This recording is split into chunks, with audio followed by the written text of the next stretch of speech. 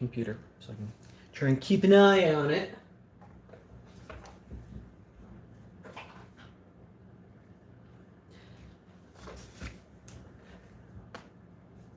And if you haven't already, refresh the stream because I updated the description. Ooh, it's working. Let me mute that. Okay. I'm going to give it just a couple minutes, let some people stream in. In the meantime, enjoy.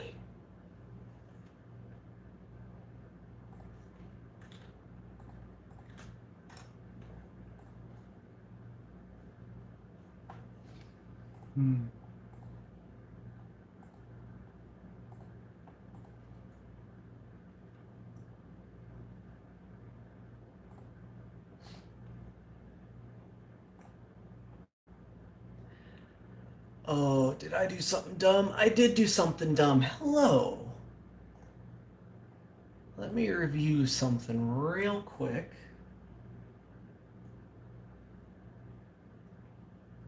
Okay.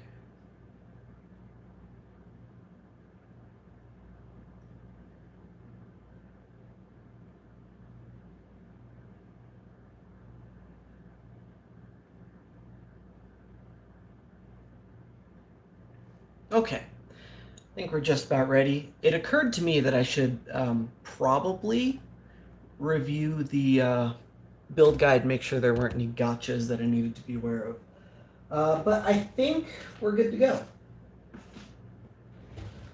So let's go ahead and get started. So this is what it comes with, and this. I don't know where those came from.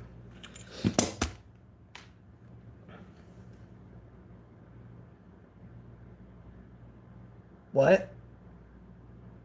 Hazy what? Okay, never mind. So we get the front shell, which is on just a dummy Game Boy that I've been playing around with for mock-ups. And the rear shell, complete with removable battery cover. I did not make this. There are links in the description. They are affiliate links, but you have the website if you don't want to contribute. Though, do mind that they aren't even my affiliate links. All right. So like I said, we got the front shell, back shell, buttons. I got the same color buttons. I didn't actually intend on using these buttons, so I didn't really care. But we also get a bag full of goodies, including a few springs, screws, and plastic 3D printed bits.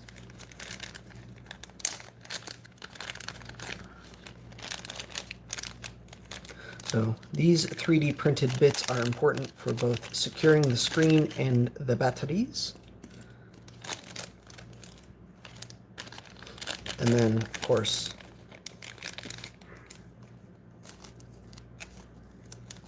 the screws.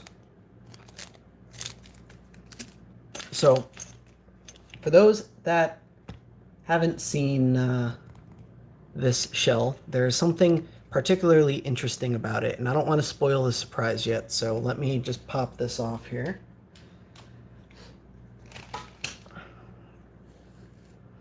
And that's what the shell looks like. So this shell is, in fact, designed to be used with a laminated Game Boy Advance LCD, which means the entire periphery, except for this extremely little lip up here, is machined off. Come on, there you go.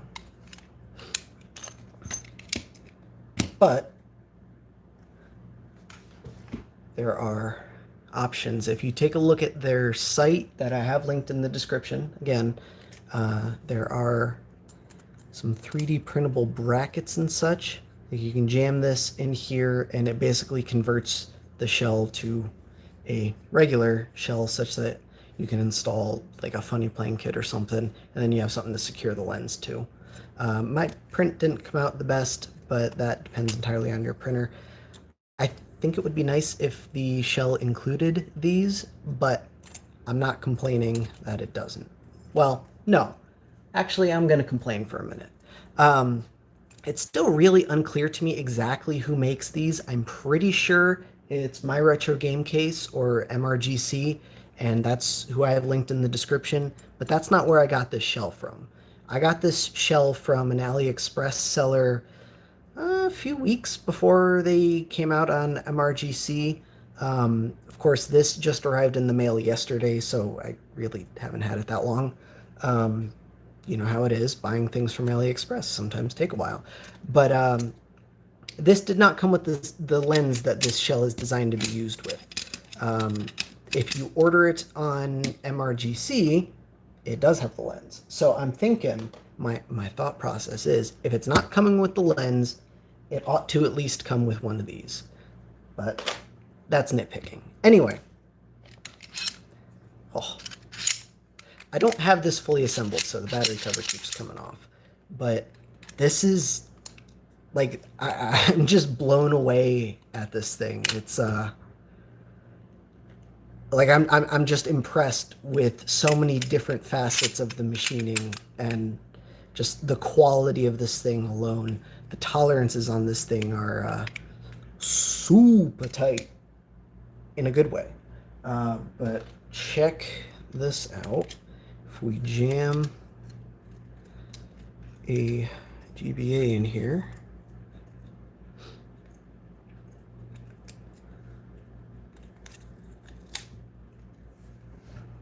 you know, look at that. We got the shoulder button posts lining up perfectly. Of course, there's no shoulder buttons in this GBA, but it's fine. But look at that link port, man. That's so tight. It's so good. I haven't actually assembled this yet, so I don't know. I just did a mock-up with a dead GBA, but I'm excited. Okay, so I'm going to walk through my plans for this build. I fully intend to get a build done tonight, but I'm going to do it pretty complicated. I'm going to make it way more difficult than it needs to be because of who I am as a person. But let's go over a few things first. I am grabbing a generic rear housing here because I wanted to show you guys that the casing can be used with a plastic rear housing. There are a little bit of misalignments here and there, but if you jam it together, it'll go, or at least I got it to go with the other shell I had. This one doesn't fit the best. It can be made to work though. That's the key.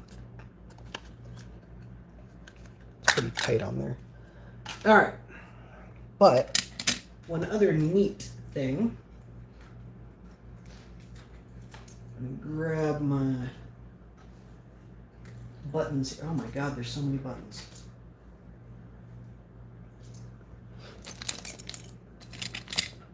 I mean, it's the regular amount of buttons, but still.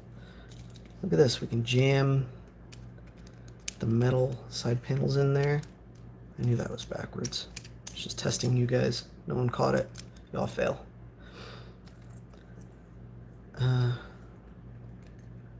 But like everything fits. We can use the OEM shoulder buttons. If I can get that in there.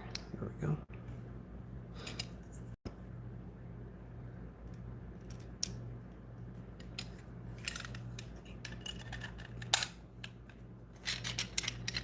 All right, this is coming out for now. Well, look at that.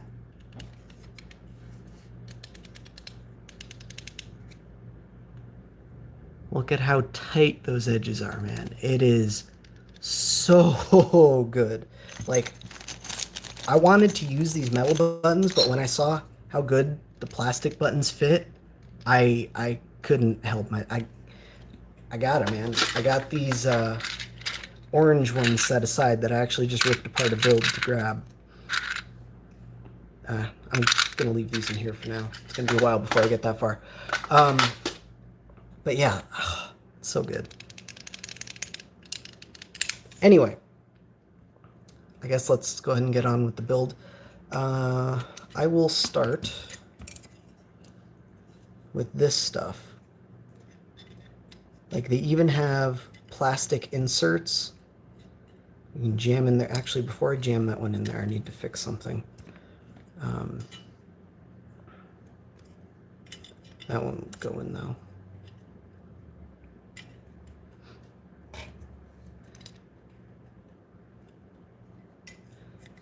You can jam that in there, and then you can just use regular AA's with the thing. It's fantastic.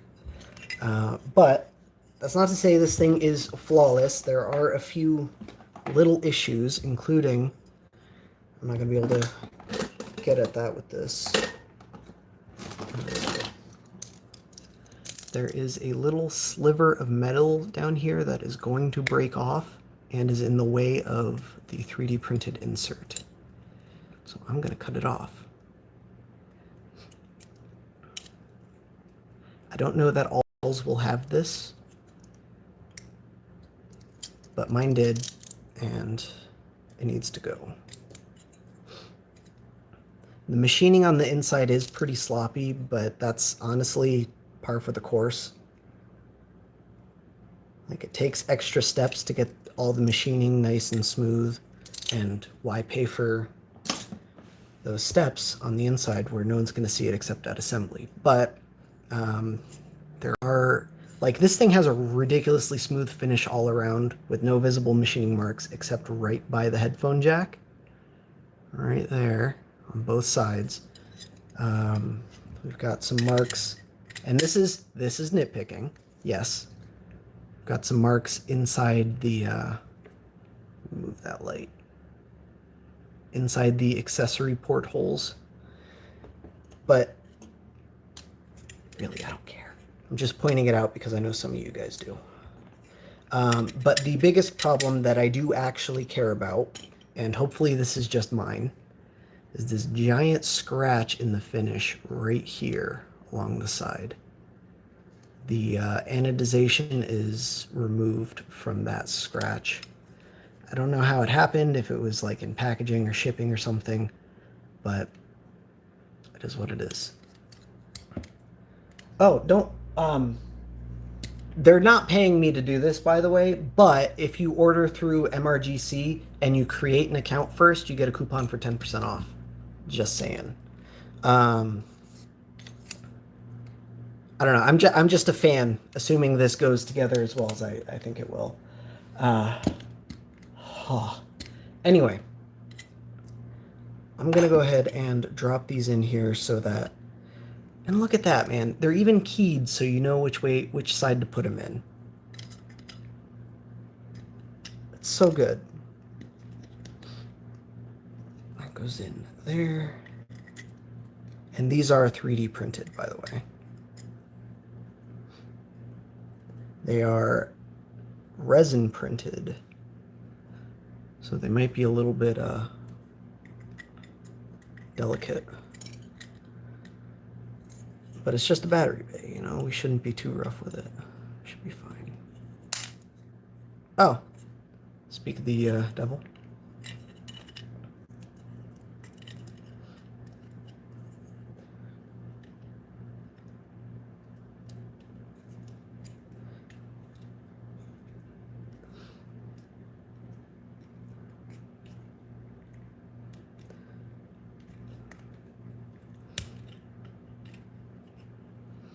It's not going in, and I feel like mine is missing a small step in that area. To get that to go in.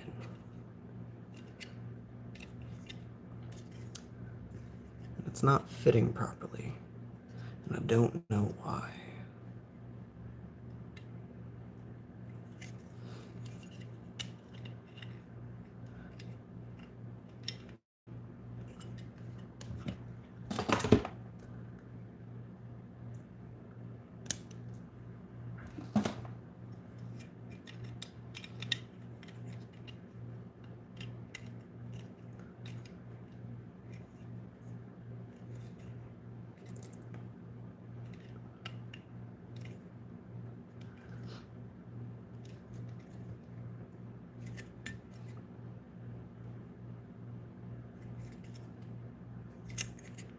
can't get it to fit.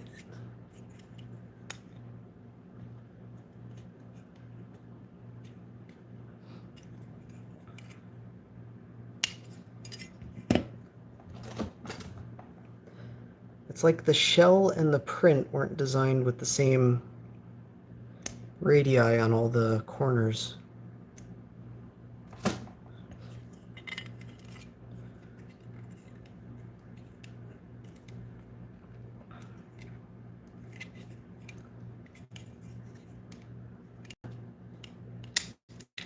Oh man. Ooh, feels like it's gonna go in at the cost of another one. You can see as I'm pushing it in, it's taking that corner off.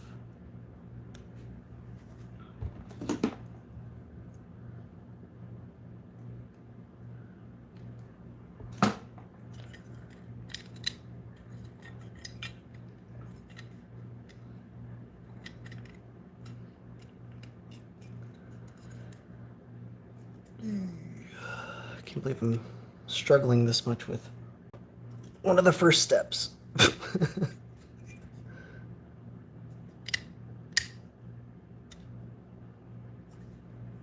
Alright, I think that's in now. I was expecting it to snap in, but I don't think this other one actually snapped in either. I think it snapped off.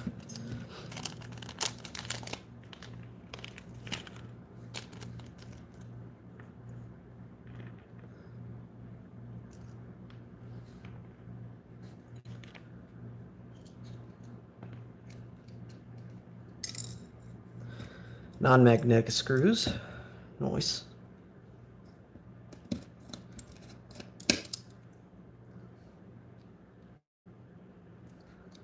That is the wrong size, and I don't know where the correct size is. Never mind, that's it. Non-magnetic screws.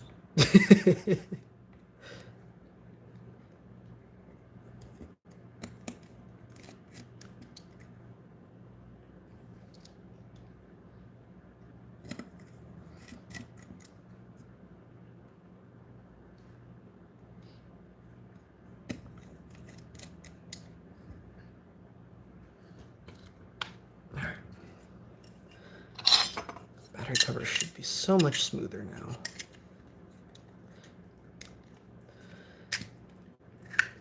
I lied.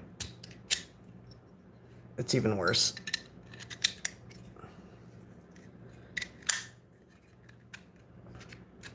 I bet we just gotta shade that down.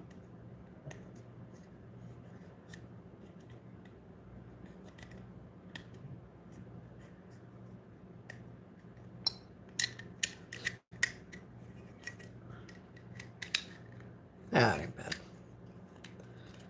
It's probably something that'll wear in. We don't actually need the magnet though, so there's that, I guess. And no, I'm really not worried about that hole in the shell now because look what's no longer there. All right. So let's talk about the actual build I have planned here. This is designed for a laminated display, and that is exactly what I intended to use. But unfortunately, this one won't work due to one of my favorite features of the GBA, and one of the reasons why I shit talk this thing so much. This shape for the lens, it's stupid and arbitrary, and I hate it. And it means that every single lens for the GBA is a slightly different shape. If you order an aftermarket one, it'll be a different shape from your OEM one. You order an aftermarket one from a different vendor like Cloud Game Store, it'll be different shape than the other two you already have. Funny Playing, yet another different shape. Every single one is a slightly different shape. And guess what doesn't fit? This one. There's the little bit of overlap for the LCD, yeah, but this thing has plenty of clearance on the inside. But if we try and drop this in, and keep it flush,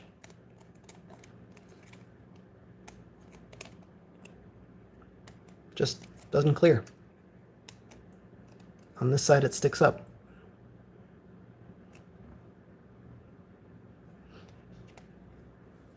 It's so stupid close. Yep. I bet I could sand it down and get it to fit, but the problem is I'd have to sand this corner, this corner, this corner, and this corner, and these two corners are covered by the LCD. And this is glass, so if I just jam it in, it'll probably break. So we can't go that route. Unfortunate.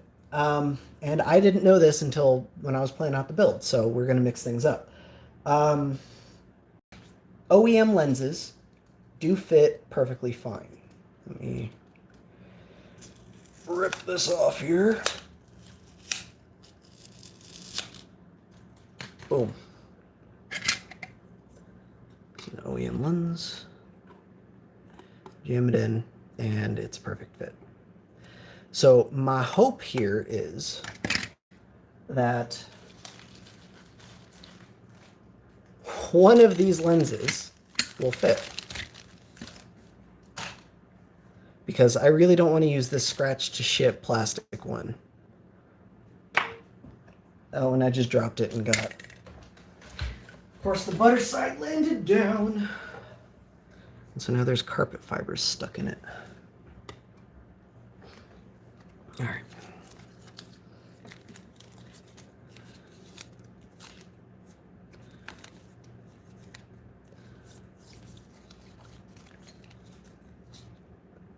I think this is a funny playing screen.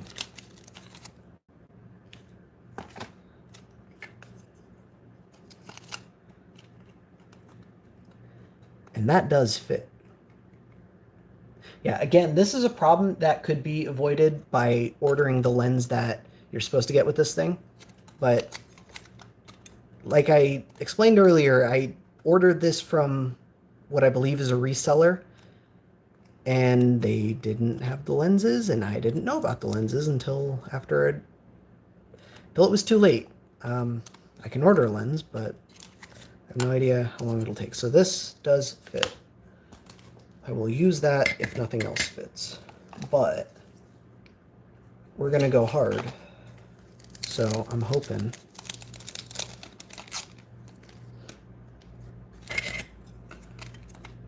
this thing fits. And of course, it does not. I bet, because this is a Cloud Game Store lens.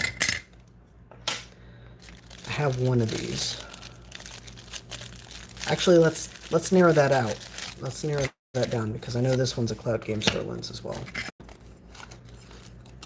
And if 3 Cloud Game Store lenses don't fit, then the problem must be that Cloud Game Store lenses just aren't shaped properly. This one is so close, but doesn't fit. So yeah, unfortunately, the highest quality lenses, which in my opinion are Cloud Game Store, won't work with this shell. Hopefully that gets changed.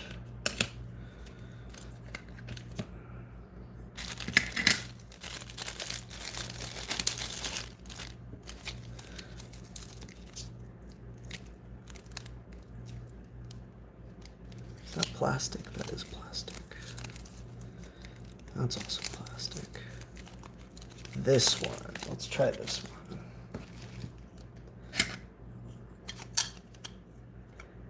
Hey, we found ourselves a winner. This is an almost perfect fit, which is good because it's what I wanted to use anyway. Cool.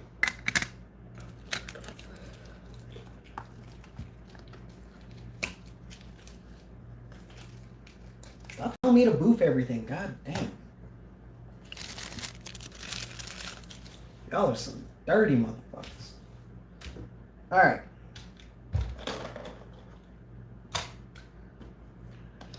Yes, I know you guys want to discuss the elephant in the room, but we're saving it to last. Trust me, it'll be good. Let us first discuss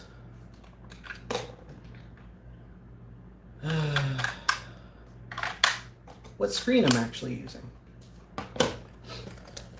So Guess I gotta clean up a little. I'm already running out of room. This Nintendo 3DS is actually a Game Boy Color. And this Game Boy Color has the screen that I'm putting in here. This is a very, very old Game Boy Color build. This is the first batch of Boxy Pixel shells that he sold. You can tell because he had the infinite wisdom to put Nintendo logos on them and then quickly changed his mind for the better. But I couldn't help myself. I had to buy it. That was so cool. There's nothing else like it at the time. Also, I really wanted to do a backlit color, and at the time, the only way to do a backlit color was to take an original Game Boy Advance screen and shove it in a Game Boy Color. Or, not an original Game Boy Advance, but AGS 101, you know what I mean. So that's what's in here. I'm going to rip the screen out of this thing and throw it in here. It's going to be great. Game Boy Colors have come a very long way in terms of backlights, and that has been largely for the better. So it'll work out. It'll work out, trust me, because I get to reuse an old, somewhat expensive screen, and I get to convert this to a newer backlight kit. Oh, that's convenient.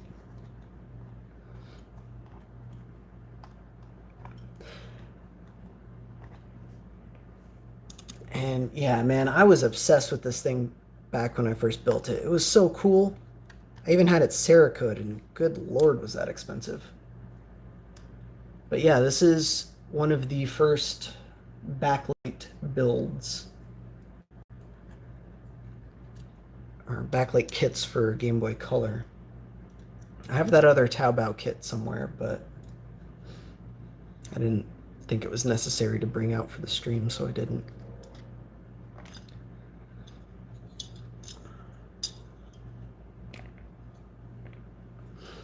And you can see my marvel of engineering to add the detent for the power switch. I just hot glued in magnets.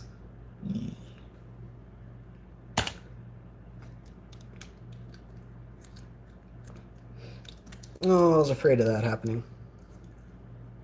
My battery is becoming slightly spicy, so it must be sacrificed for the good of all Game Boys.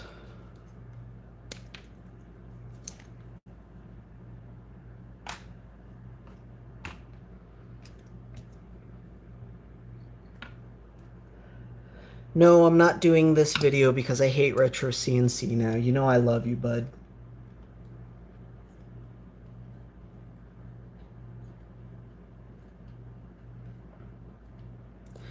But I guess looking at that battery, that brings me to one of the things that I've learned to dislike about Retro CNC shells.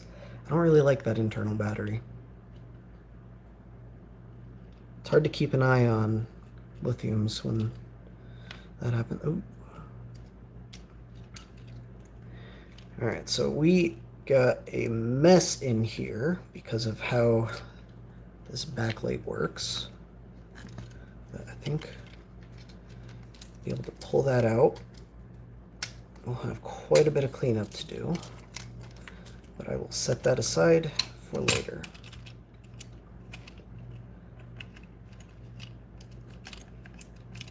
Ooh! And I just realized what kit I can put in this thing. Yeah. Because I forgot that this thing was actually designed for OEM size screens. And I have an OEM size screen to use. Anyway, here is the poor, used and abused AGS 101 LCD that has powered my Game Boy Color for the longest time. It should be good. The reason I'm using this LCD in particular is because like I said, I want to make this as complicated as possible. I'm going to laminate this stupid thing to a Game Boy Advance screen. But also because I accidentally scratched the polarizer, and I'm hoping that the lamination process hides that.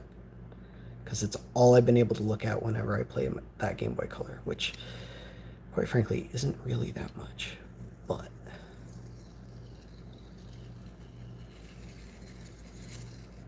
it's going to require a lot of cleanup. I knew this was a bad idea, and I still went for it. This being that screen mask.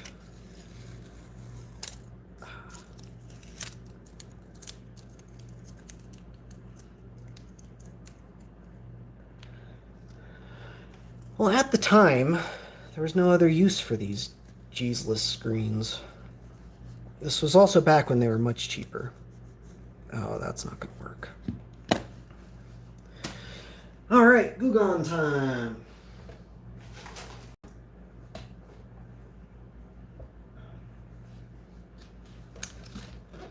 Excuse me, goof off.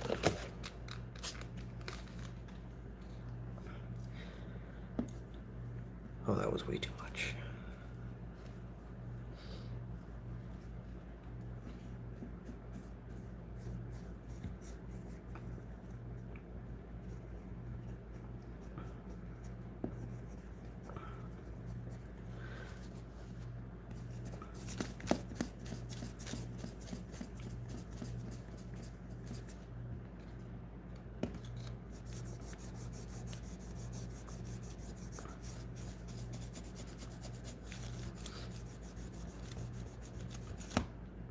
Hopefully I didn't use too much accidentally, because that would suck. Oh, you want to see the bottom of the metal buttons? What specifically you wanted to see? They're flat except for the knob on D-pad.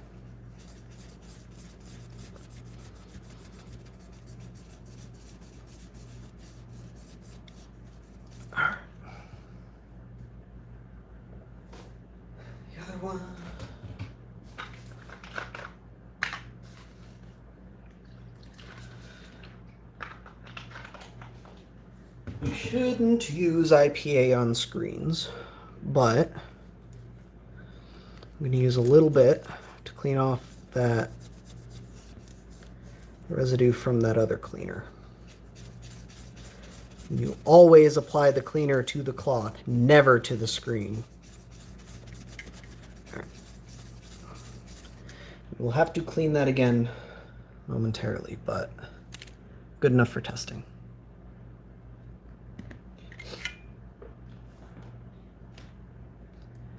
Why yes, retro CNC buttons do fit in the shell, in case anyone was wondering.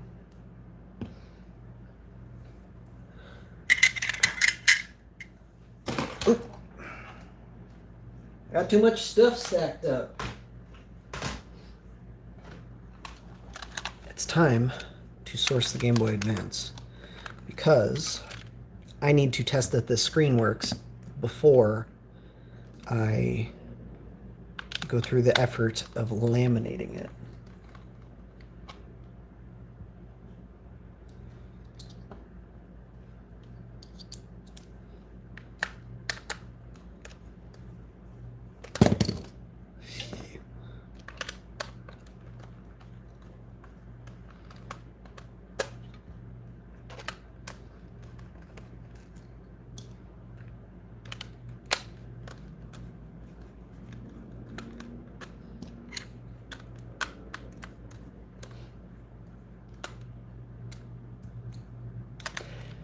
Hell yeah, brother. We going old school.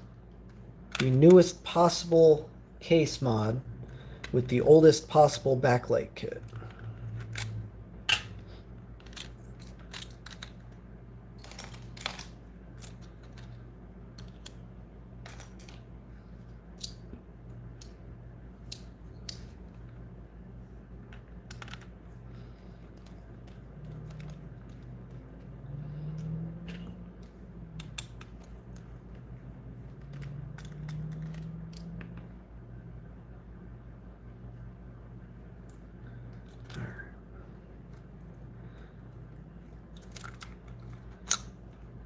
Oh, that's interesting. I thought this was a stock Game Boy. I have clearly had this apart. But I need this one because this one has working shoulder buttons and isn't all corroded and messy. Okay. Hopefully one of these works.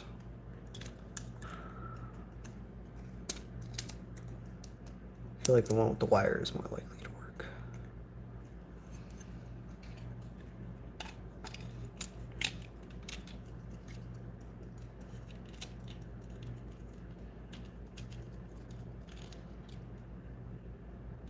No, screw it.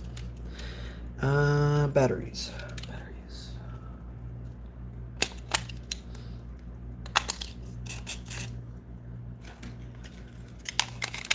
Game to hold everything in place.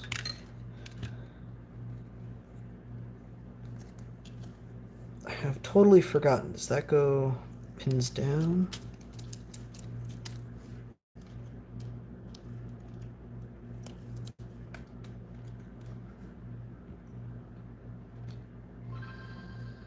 Oh, that's awkward.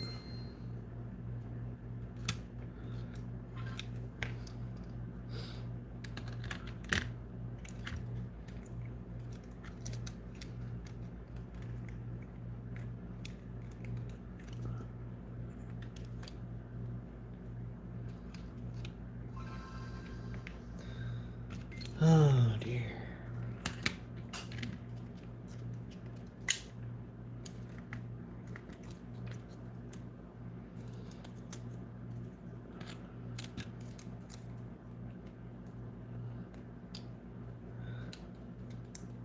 Pretty sure that doesn't go like this.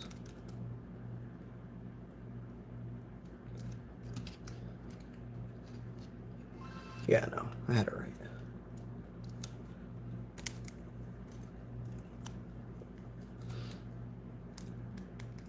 I mean, y'all saw 20 minutes ago the display worked fine in the Game Boy Color. So I am hoping that the problem is this adapter, because that's usually what it is.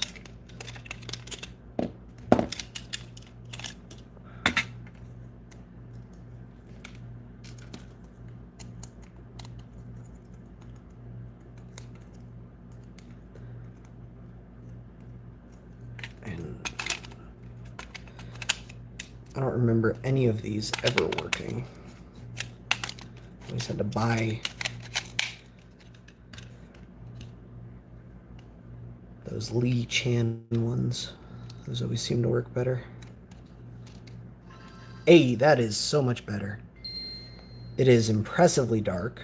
I forgot how not bright these are. But this one doesn't have the wire to solder, so I'll have to add something in. But the screen does work, and that is exactly what we need. Because we're about to get weird with it. Get these screws out of here.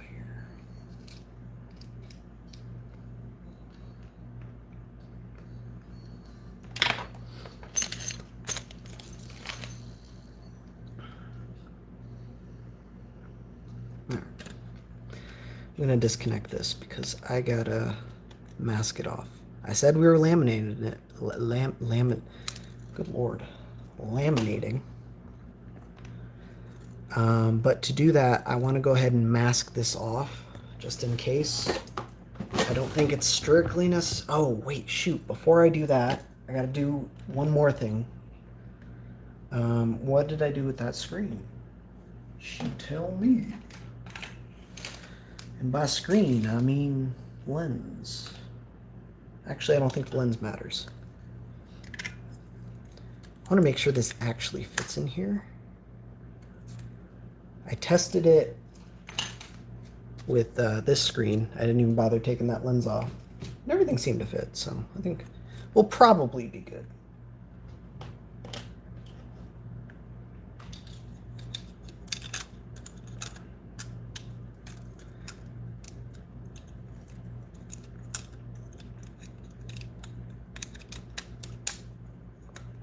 Oh yeah, heaps of room. You can put that basically wherever it needs to go. It'll be fine.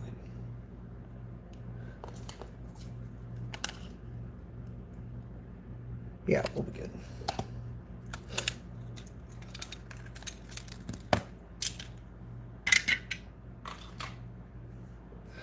All right, let's mask it off.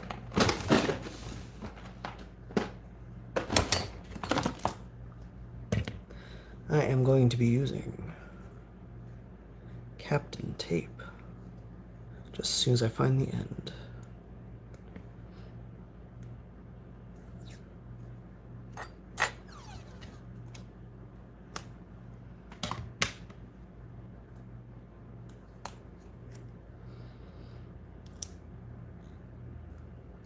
So the idea here is I am going to use the tape to mask off the very inside edge of the LCD, because I am going to be using a liquid that I really do not want to seep in.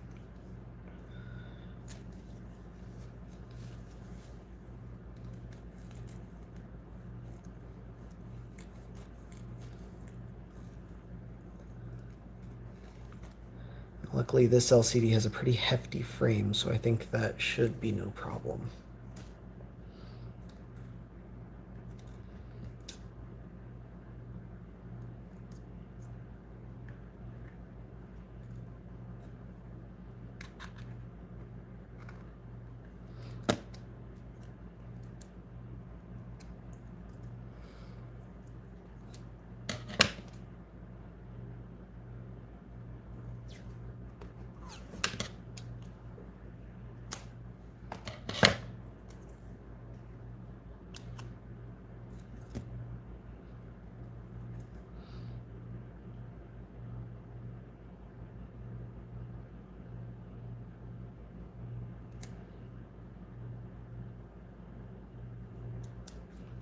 Well, that was way too long.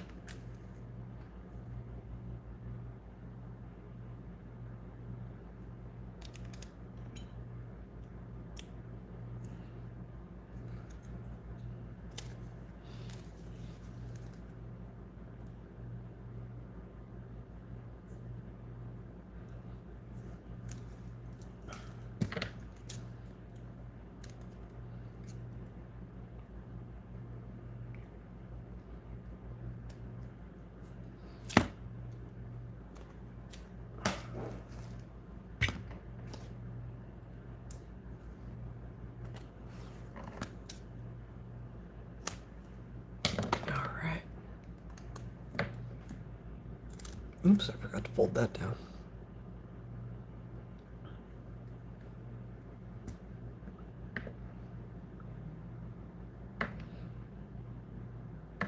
I guess we'll just go over the edges. Oh no, I can get that spot on. It'll be fine.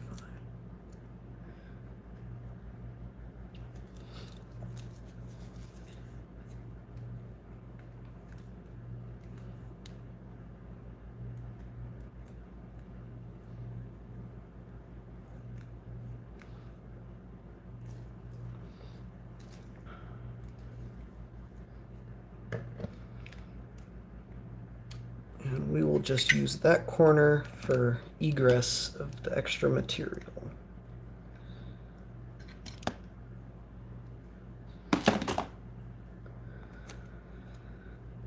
All right.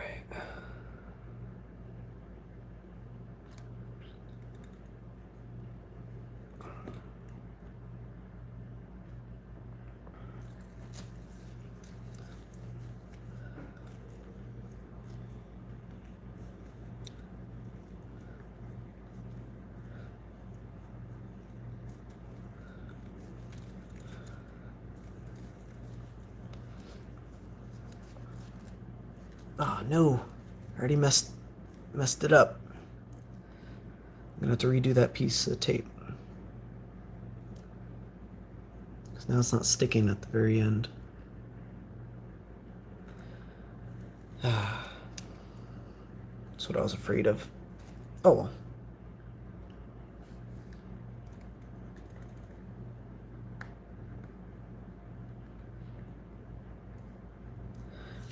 Rather mess it up now than after we get the Loca going.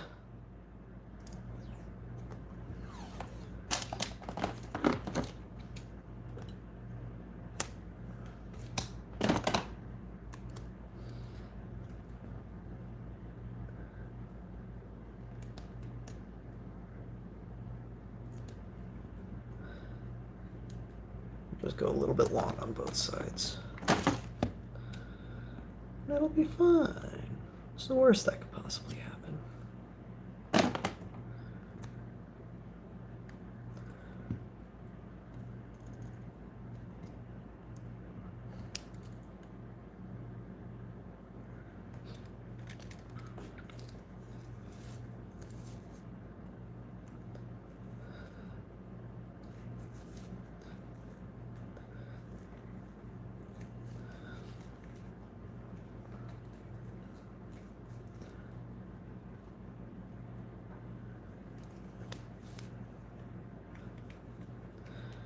Alright, let me get that cleaned up.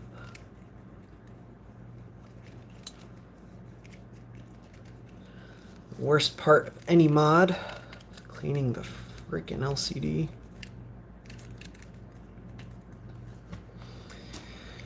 Right. What next? Let's test it again, make sure I didn't overlap any of the edges.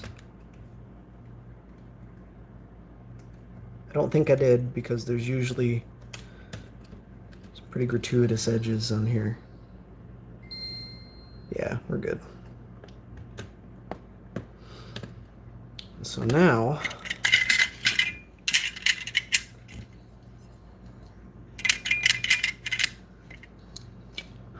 we gotta apply the lens. But first, just a quick message from this week's sponsor. No, I'm kidding. Oh, what the hell did I do with the good stuff? There it is. We're using Loca. Oh, dropped it right on the screen. I'm sure that's fine.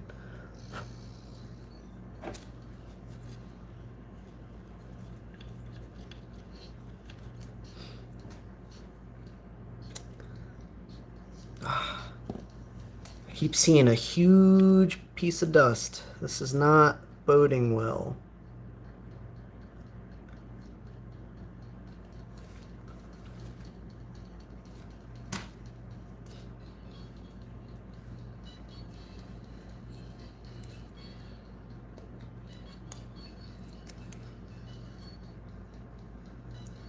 Ooh, that is tons.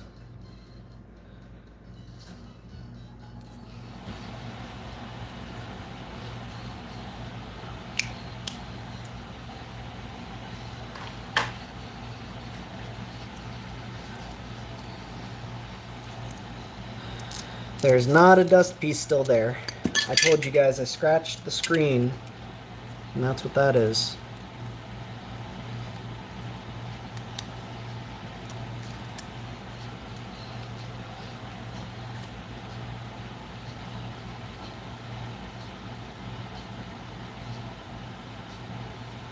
Oh, I definitely should have done a test fit before.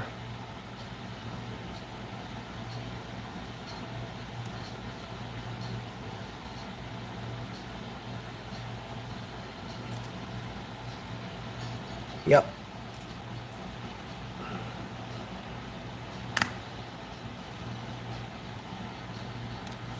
I didn't listen to Hazy.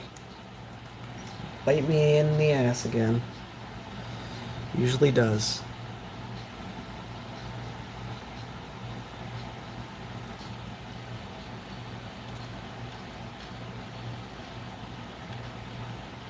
I didn't use the UV, so this is still salvageable, but is it stuck down? Holy crap.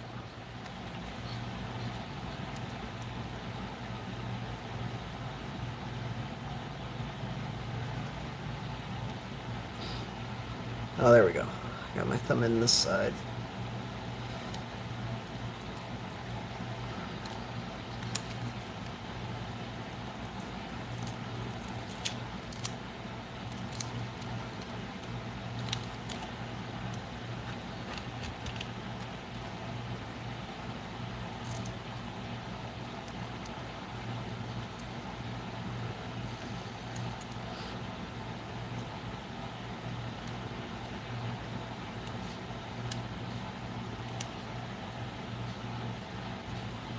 Oh man, is that really on there?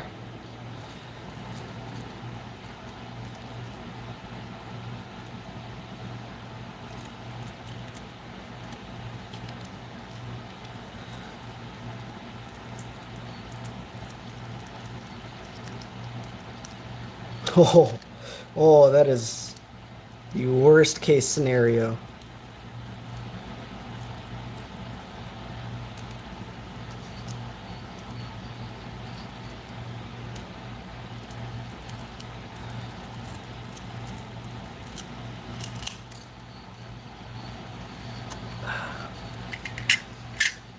Don't worry, this is salvageable.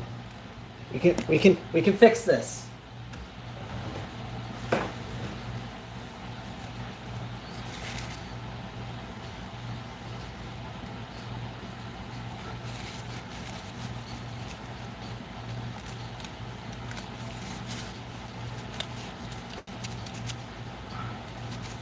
So hopefully all the glue that just soaked into that stupid part won't negatively affect me, but I'm sure it will. In fact, I think I need to clean this up before it gets even worse.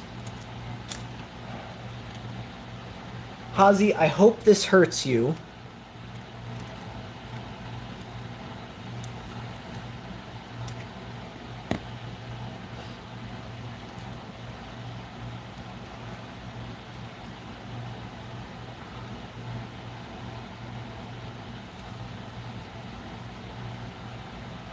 Trying to think of the best way to approach this.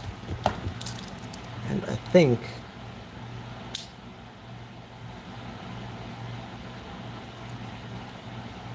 yep. Okay.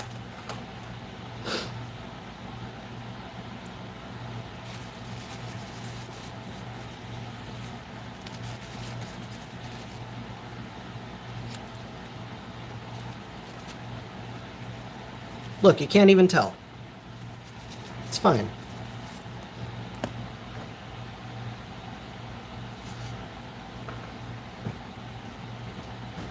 I'll wash my hands real quick.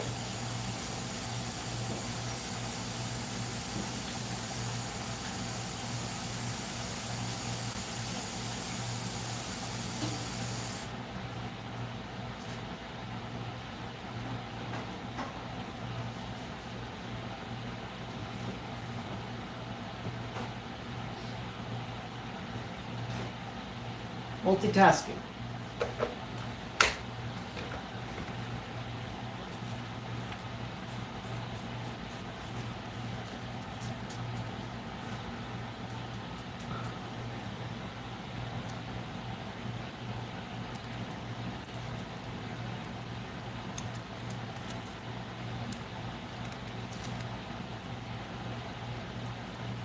Gotta redo all that work. But it's okay. Because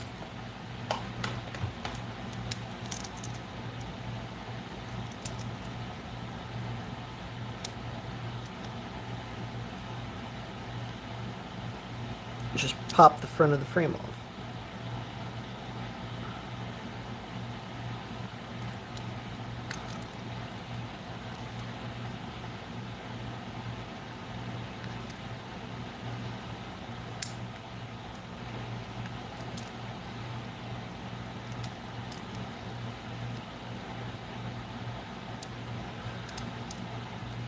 Which is probably something I should have done from the start.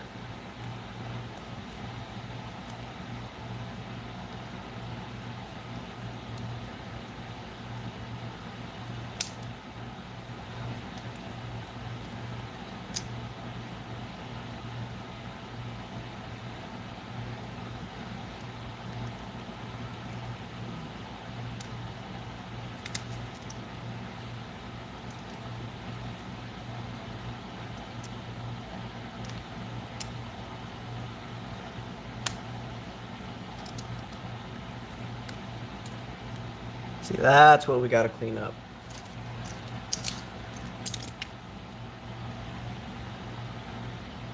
It made its way into the material because I flexed it so hard.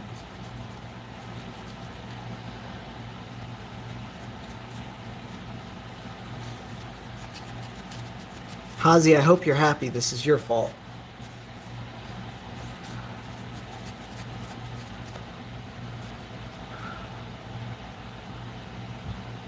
I don't know where to put that. I'll put it over there. I'm sure it'll be fine.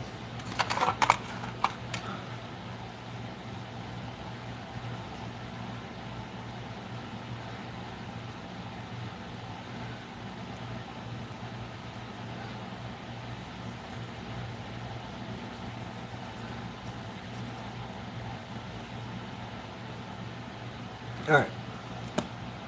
Let's try again. I'm not going to bother putting that back on because I don't know how I'm ever going to get Loka out of this weird spacer.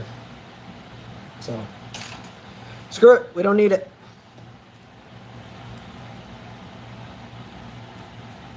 Take two.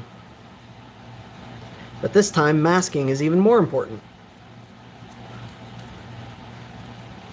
I probably could have gotten away with not masking in the first place.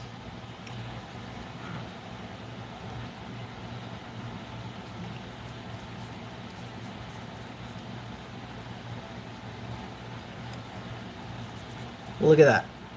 Beautiful.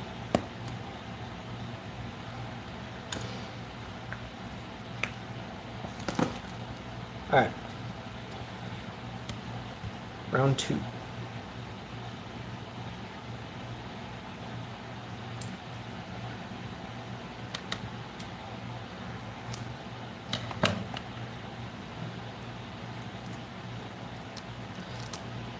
Oh, and that totally got all tangled up.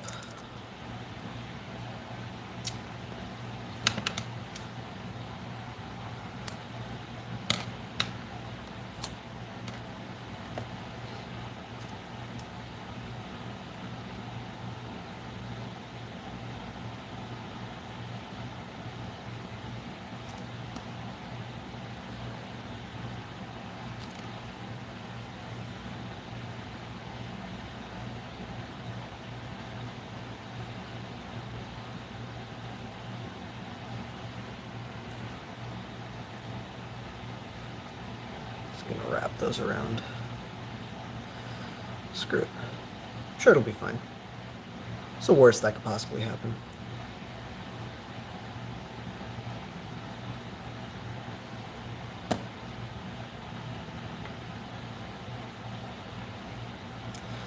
Why, thanks, Cheeseburger. I'll have you know, out of principle, I don't listen to anything Hazi says. No, I'm kidding. He's actually the brains behind my channel anyway. Don't tell anyone I said that. I wouldn't want it to go to let him. If he hears that, it'll go to his head, and I'll never hear the end of it.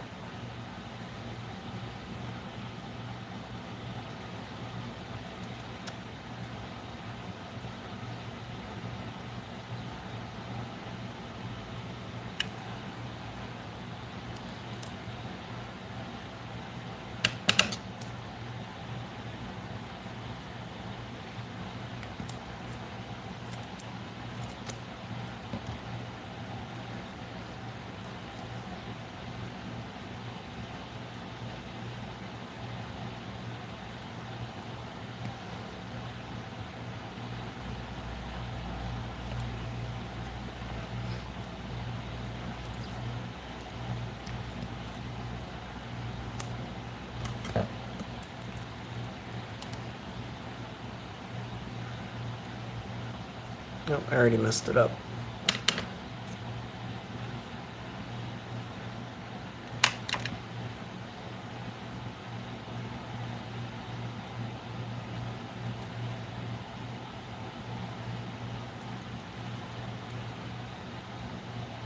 Oh, shoot.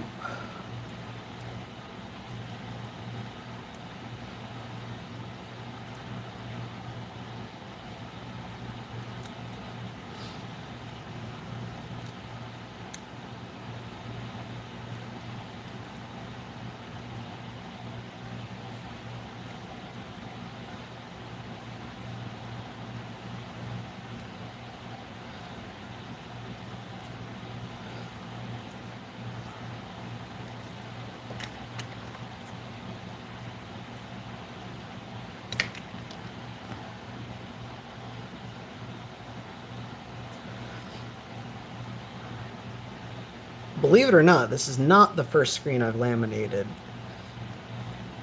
Somehow,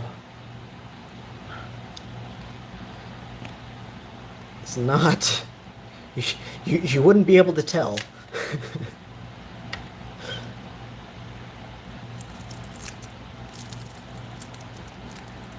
Look at all this poor captain that I've wasted trying to get this done.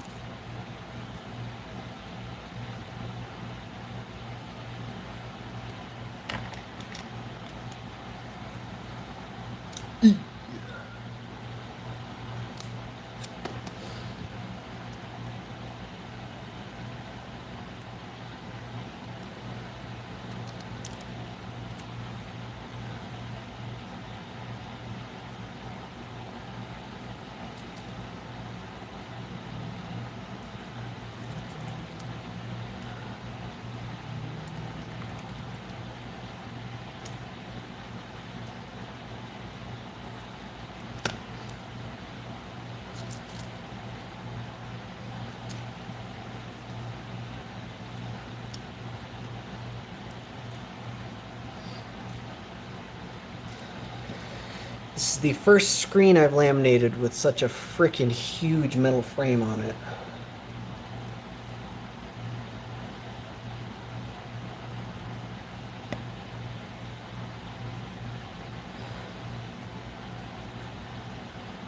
Alright. We're ready for the main event here. Now the question is there still enough loca on the lens, or do I have to add more?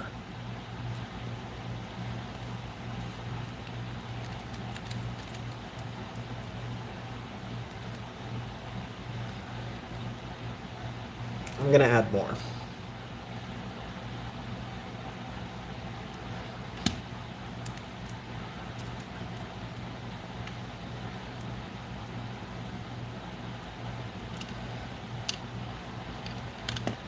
Just in case. I can always squeeze out the extra.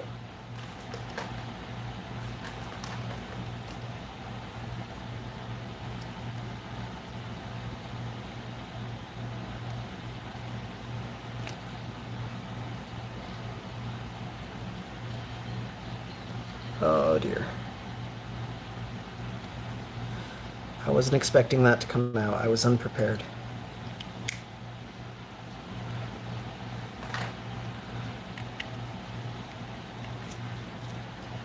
The worst part is there's some on the adhesive.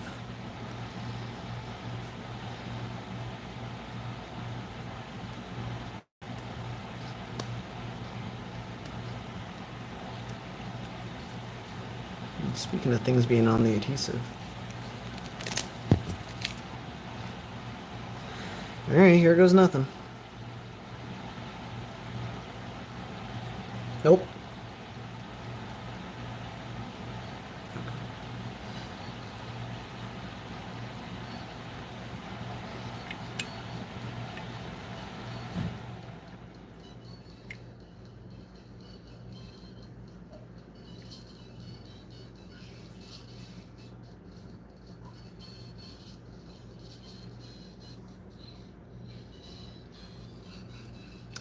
That still wasn't enough. Oh no.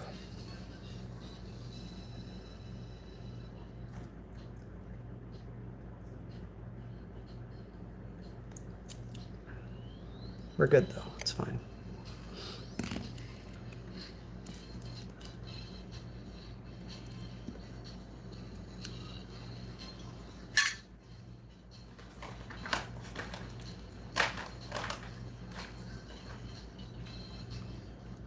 The frame's not there this time though, so I didn't fuck it up like I did last time.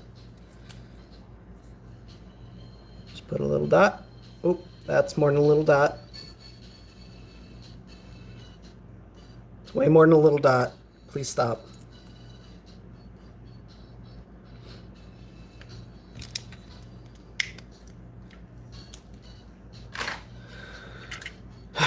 Round 3.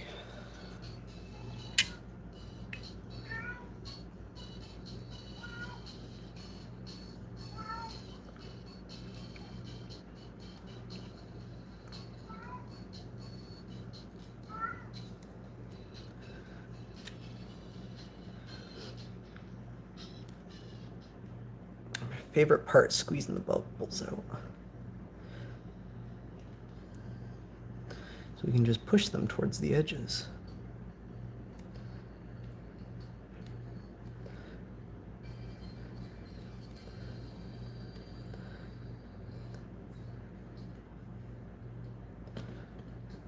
Oh dear Lord, oh no!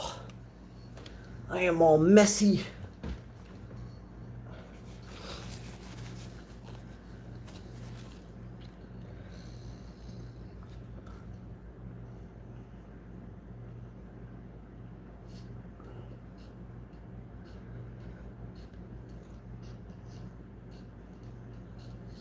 Alright, I guess I'll deal with this highly toxic material on my fingers later.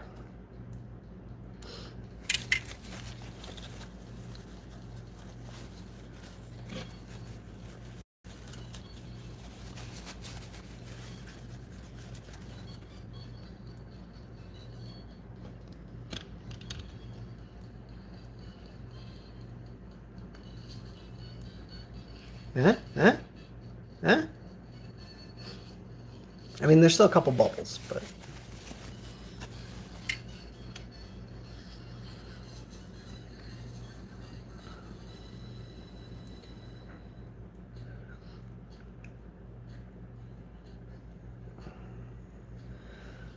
This one in particular is being absurdly stubborn. The problem is I can't flex this screen at all. It's way too thick. This is so much easier when you can actually flex the screen. Because you can sort of like walk these bubbles out. Oh God, I just made it so much worse.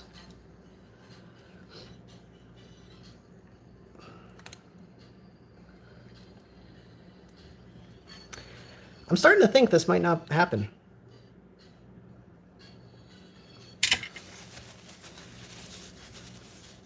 Good Lord, Gib. I ban people for less than that.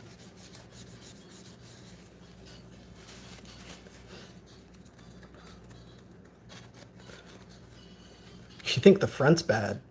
Back is even worse. With goop.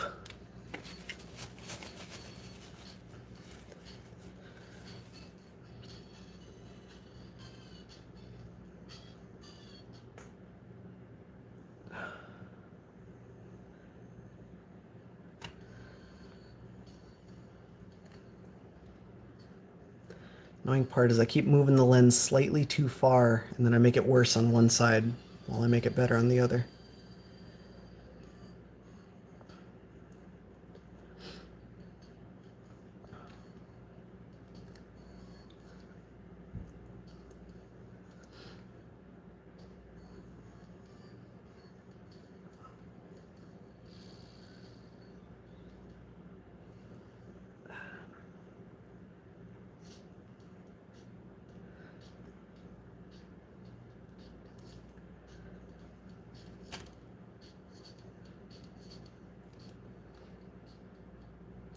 You'd think that channel down the side would help.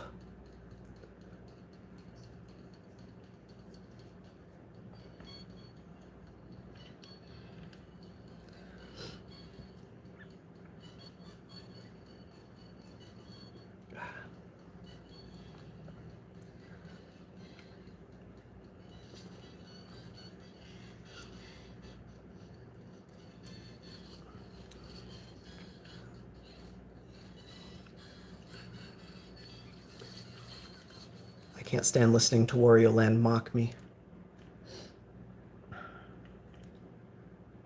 Wario Land, WarioWare.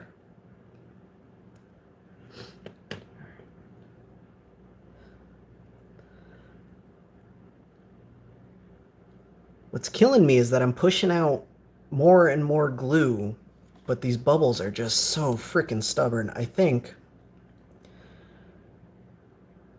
I'm just gonna try a pro gamer move here.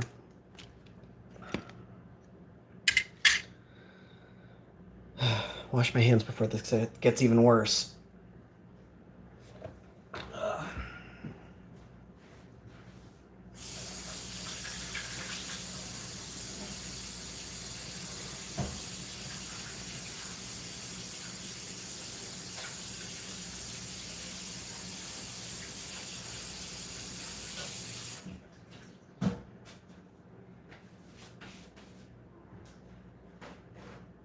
You know, last time I did this, it took me 20 minutes.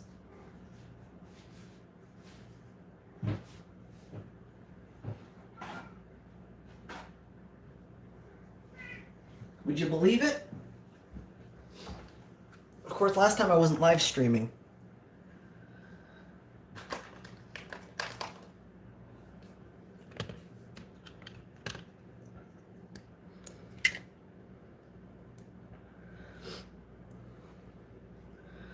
Oh, yeah, look at all that.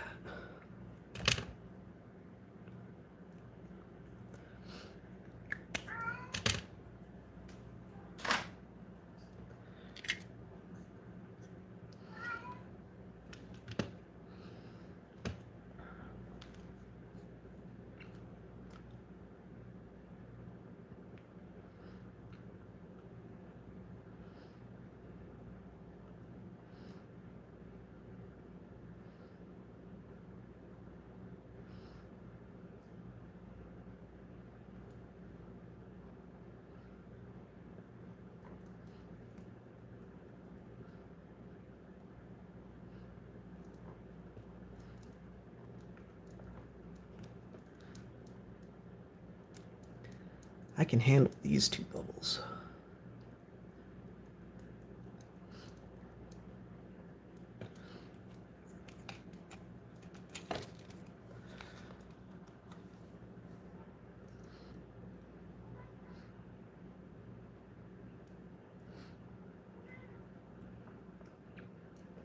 Come on, get out. I might have to take a quick break in a second and take care of my cat's needs.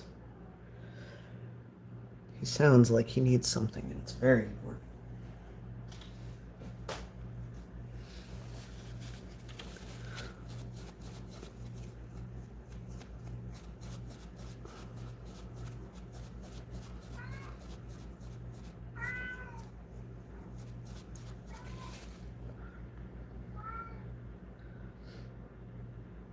Boom!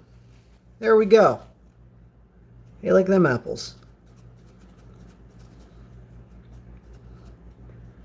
Clean this ridiculous thing off.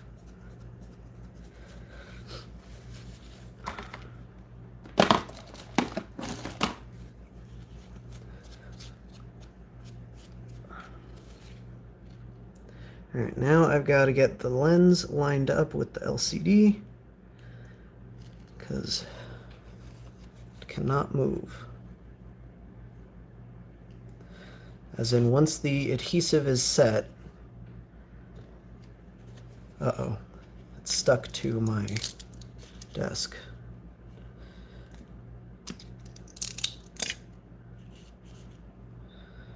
Oh.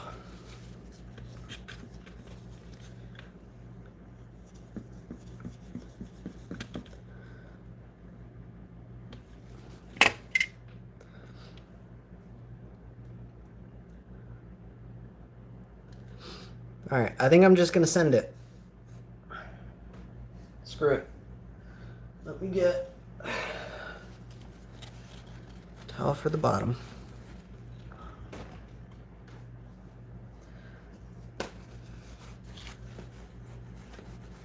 Just gotta clean off the top. And then I can clean the bottom later once I can move this around and manipulate it a little bit better.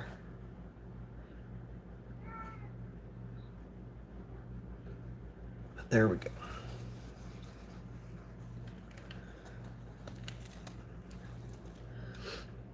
So now, it's the hard part. I'm just kidding, this isn't the... Ooh, there's a bubble I missed. Ooh, that would have sucked.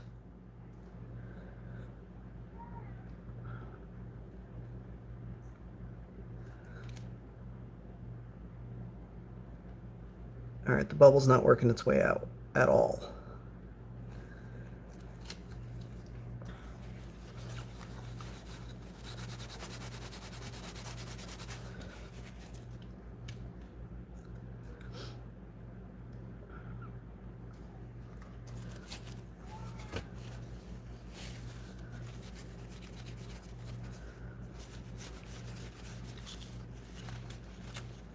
I think I might just have to live with that bubble. I think that's where I scratched the screen.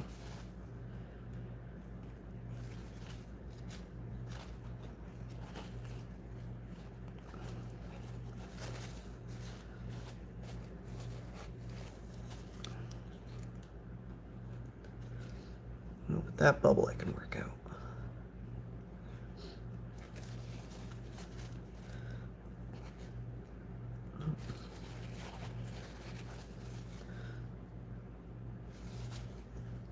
Oh no. Oh, I just made it so much worse.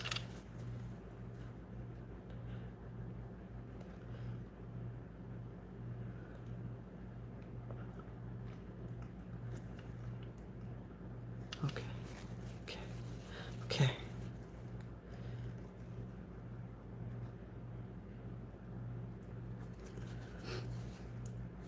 This is such a pain in the butt. Okay, we're good now. I'm just gonna send it.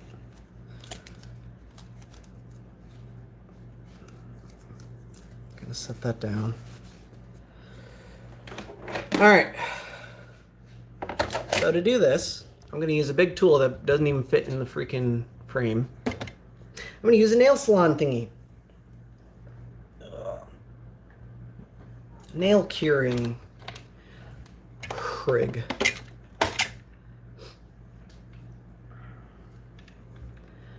The plan is get that aligned.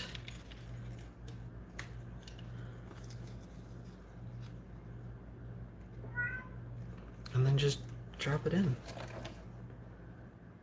And hope for the best.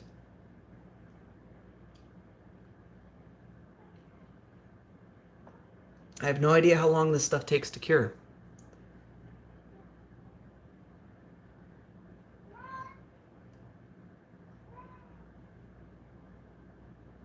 "20 seconds? Who knows?"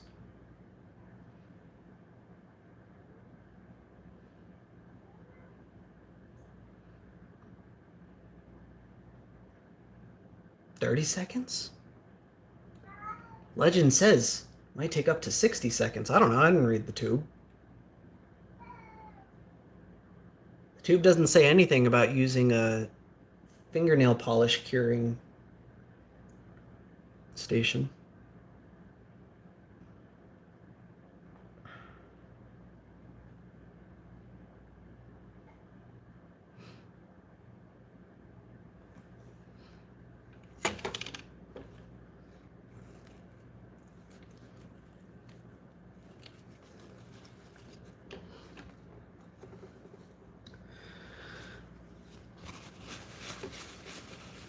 Ta-da!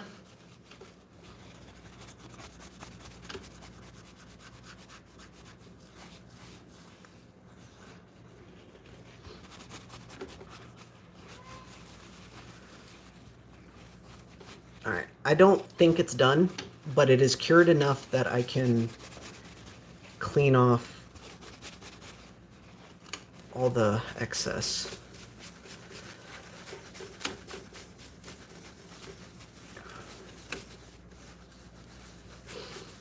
And to play it safe, I fully intend on putting it back in there.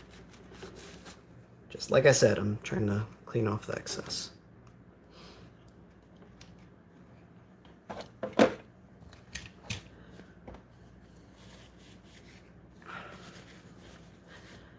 gonna go clean this up and wash my hands yet again.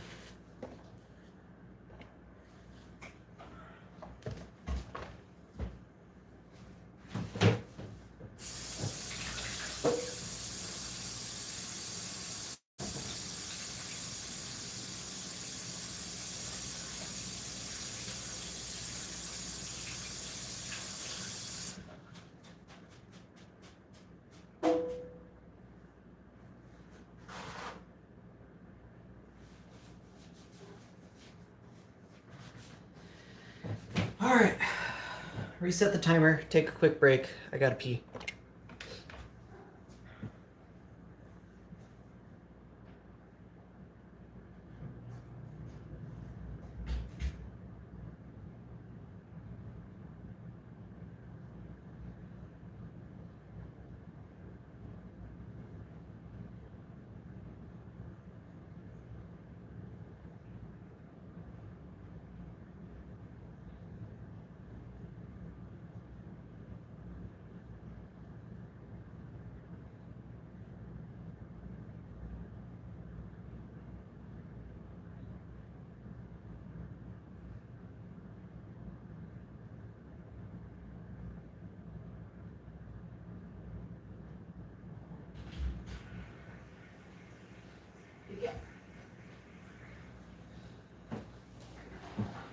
Oh, record time.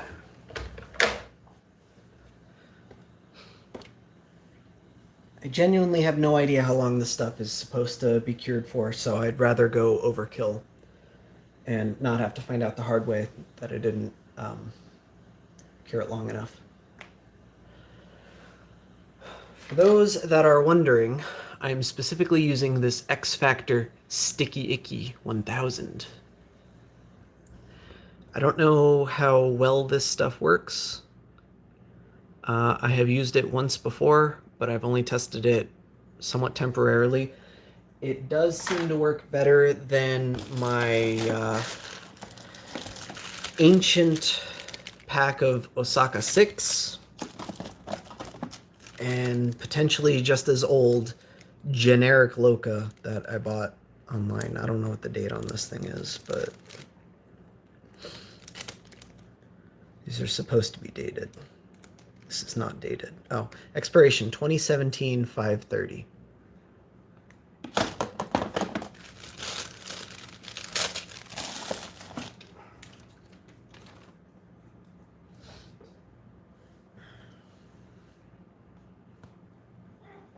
Ah.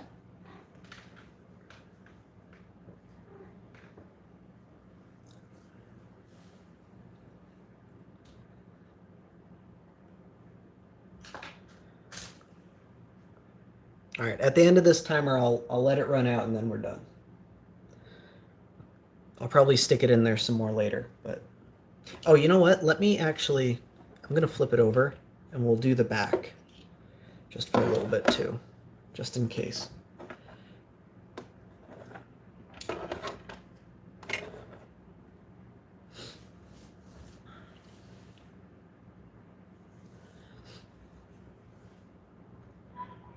At the very least, get the edges, you know? Okay.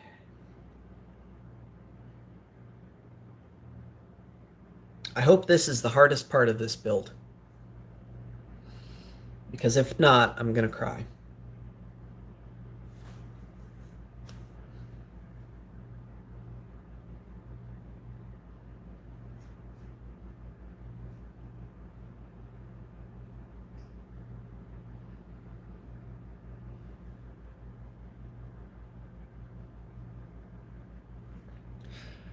While we're at it, while we're waiting, y'all see any cool Switch mods coming out lately? I've got some parts to build. This is working Joy-Cons. All right.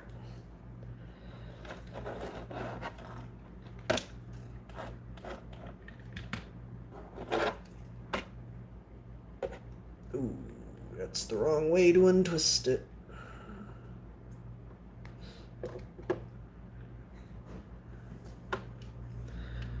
And there we go. How you like them apples? After all that.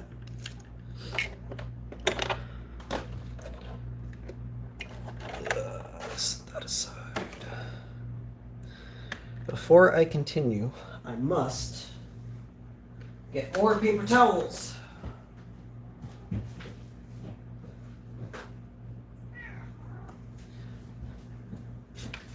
So I got Loka all over my desk.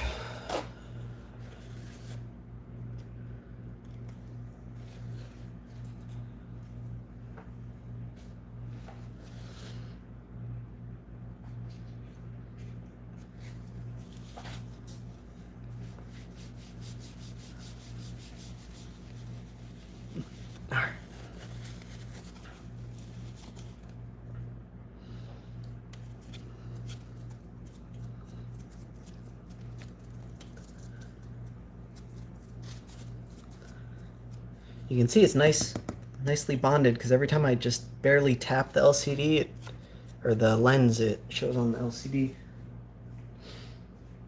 We stick that. I'm sorry, guys. I'm being excessively cautious with the Loka scraps because I have a cat, and I really don't want my cat to get into this stuff. All right. we're done.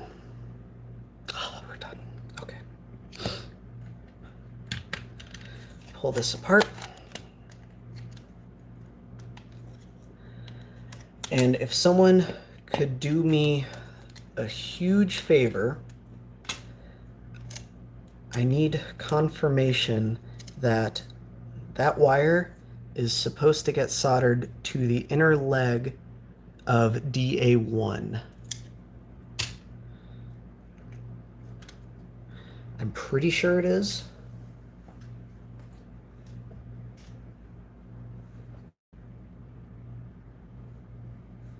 I lost... Oh, there it is. I was looking for my microfiber. Ta-da.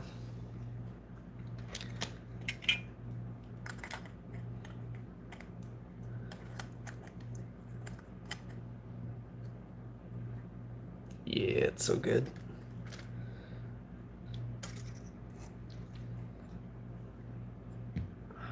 Bring the lights back. Is it the inner leg? It's the inner leg of DA1 or DA2. I don't remember which. Oh, this probably doesn't even fit. Yeah. I didn't think of that. Shoot. Do these at least fit? Oh no.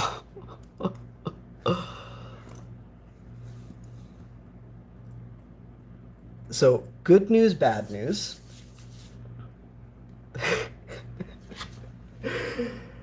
Oh, I just spent all this time making this screen for this thing, and I can't even install it because I don't have brackets that fit. Oh, I didn't even think about that. That is so unfortunate. All right, so I don't know how to do this without. Wait. I have an idea. Hang on. Let me drop that in.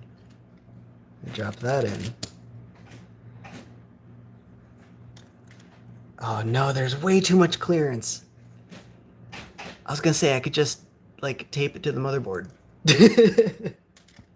That won't work though.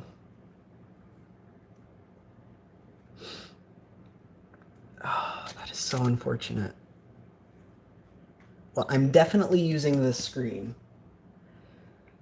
but I want a good way to adhere this. So earlier in the stream, I mentioned, I might not have mentioned, no, I definitely mentioned it. The 3D printed little bracket here that converts it from a laminated shell to a regular shell. Guys, people suggesting methods to modify the brackets don't understand that this screen is literally as tall as the brackets.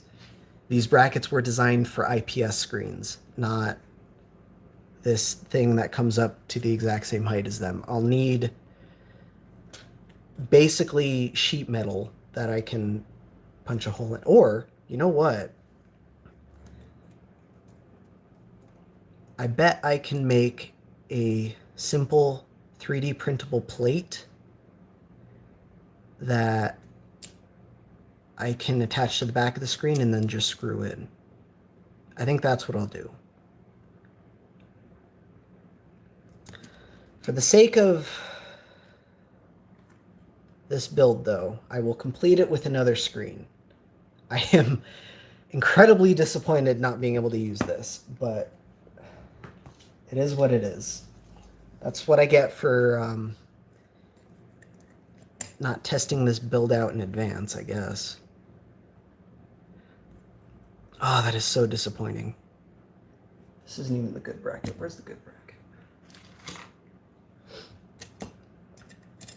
I printed two because this one, my printer sharded a little.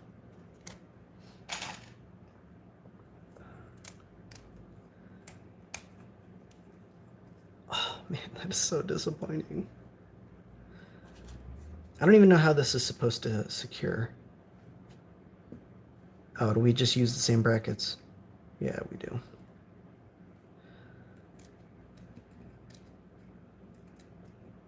Man. All right, that's okay. I'll do a video later, and I'll finish the build with a with the screen I intended to use. But for now, we'll just do something different. I just spent all that time getting that screen ready to install, and it doesn't even fit. Yeah, thanks, Hazy. Jackass. Love you, bud. No, you're good. You're good. You're good. Don't delete that. You're right. Good lord. I'm just giving you shit.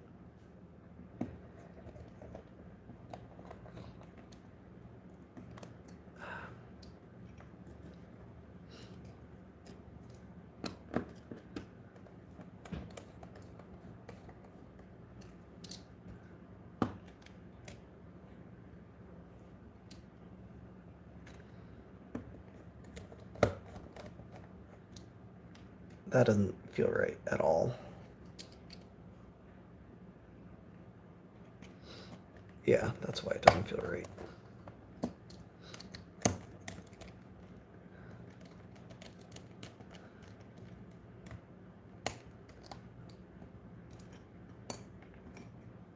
Is there another screw? What the fuck? Okay, fine. I'll use my Game Boy screws. My Game Boy Color screws.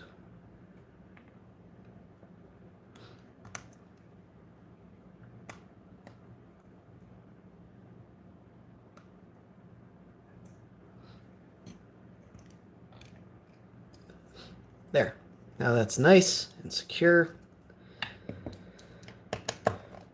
I'm going to swap that screw out just for the sake of symmetry.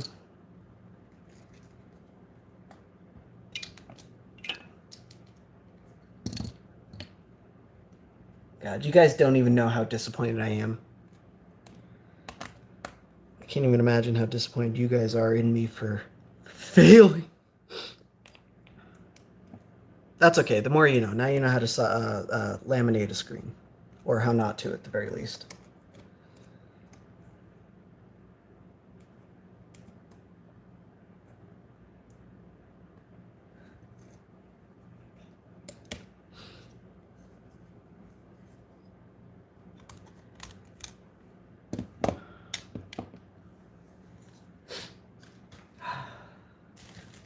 I'm gonna go cry. Oh, you know what? I'm gonna use that shitty screen lens that I said I wasn't gonna use. This is not that. Never mind. No, this is that. I know this fits, and it's not permanent, so... Ooh, or does it fit? There we go.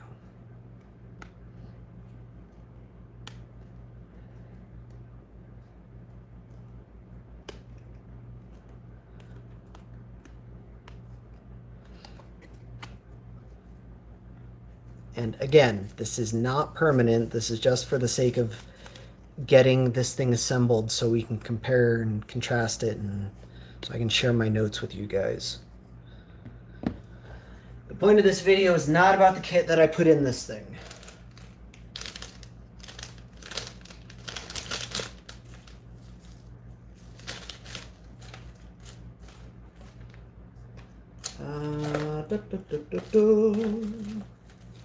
Do I have... I suppose that'll work.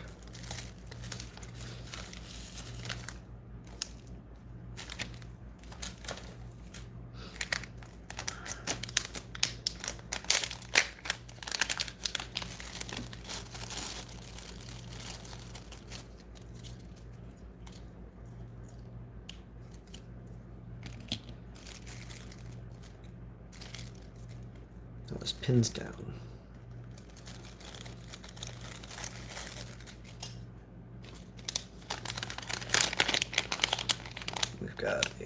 30-pin Game Boy, which should be this one. I hope. Yep.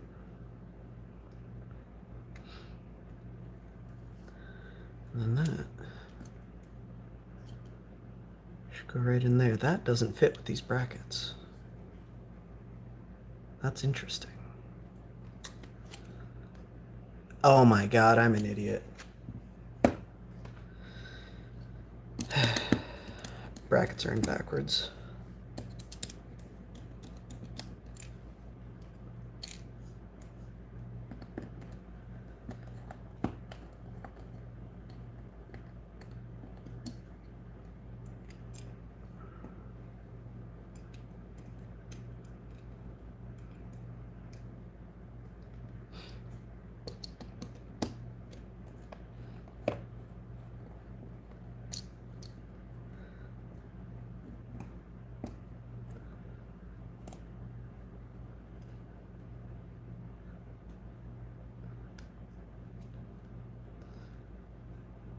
Boom.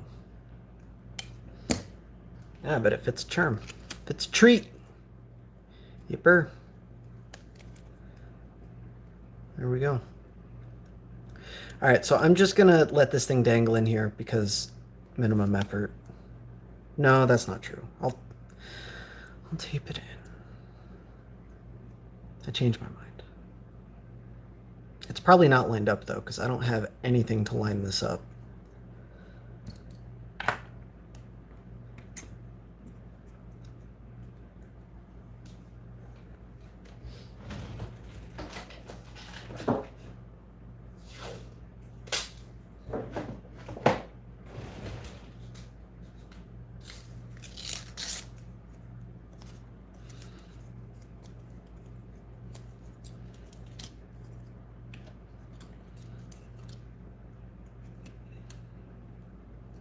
Fairly certain this needs to go off.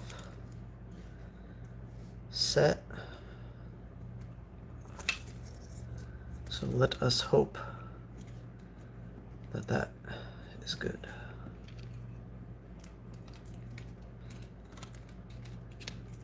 Boom.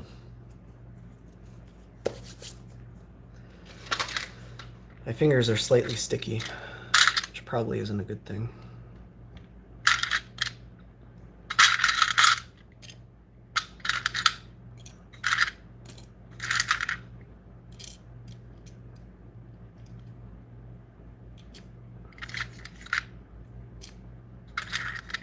Yeah, I won't eat that.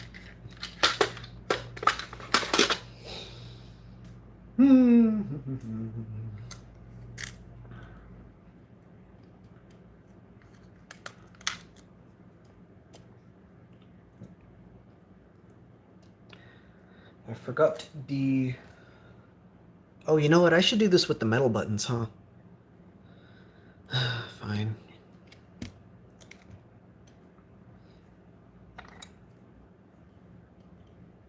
I think these will look better, but we'll do the metal buttons first. Like I said, I'm gonna have this thing apart, so.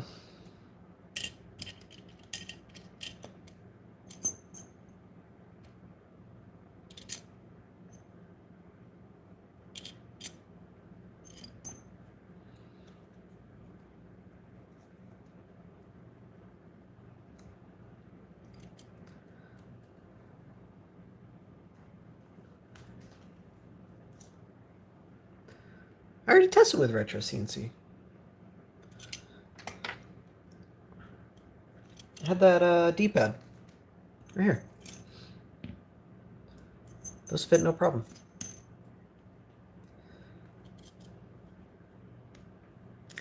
I will test more in depth later, however.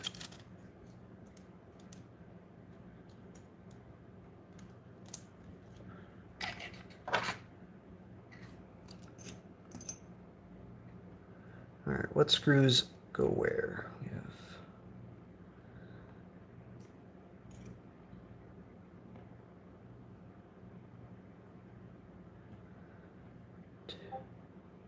I bet those are the motherboard screws? No.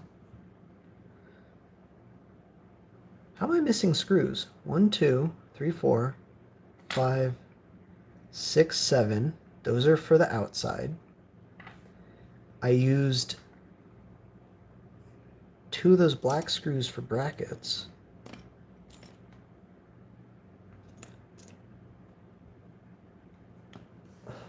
I don't understand.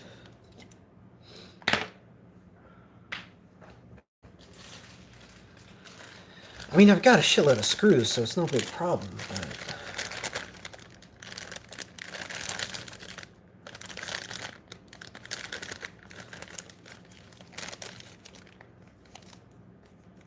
It's just kind of weird.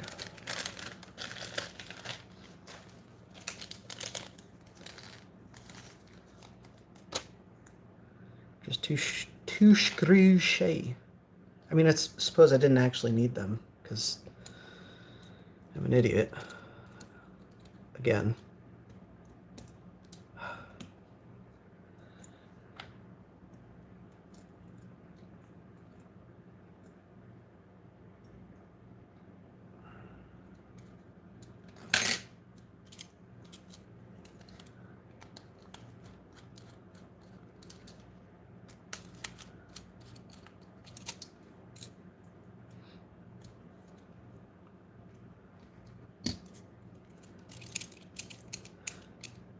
I don't like how those sound.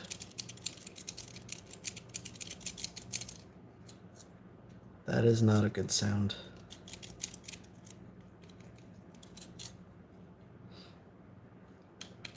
Oh no, these are M2 screws, by the way.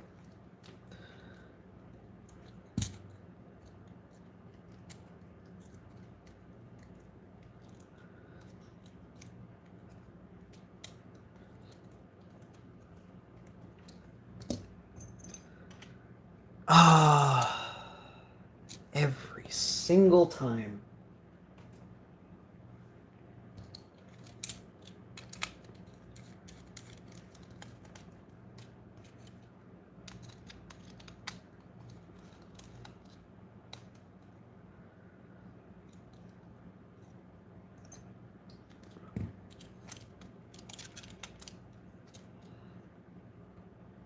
Light pipe.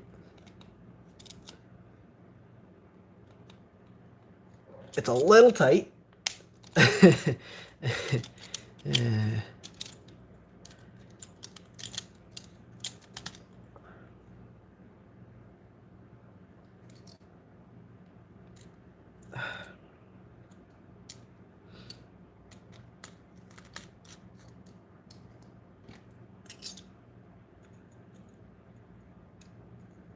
Now I want to assemble it with these buttons and double check that my initial estimate is still, like, I want to see how they actually play, like how the D-pad passes the diagonal test and whatnot, if it passes the diagonal test.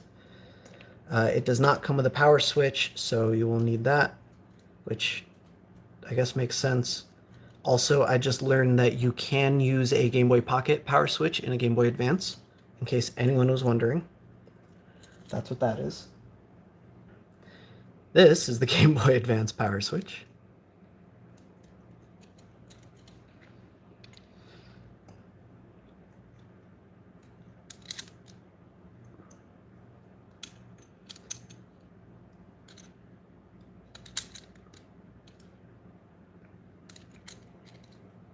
We gotta jam these in there, but I'm not sure how the springs are supposed to work. I wonder if they're supposed to be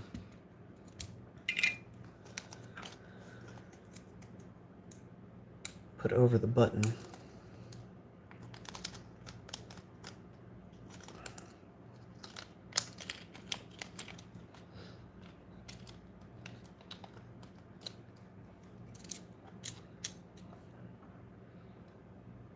Like that.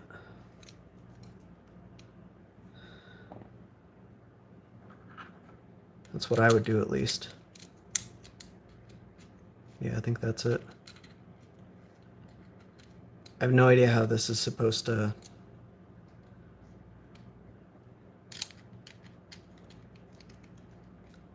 stay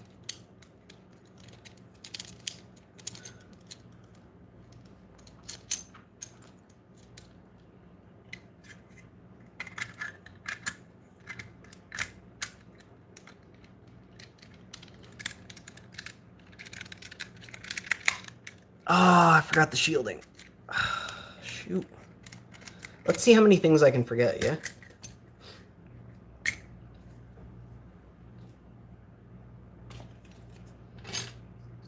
This is what I was thinking about when I was saying we were missing screws. That's not the right driver.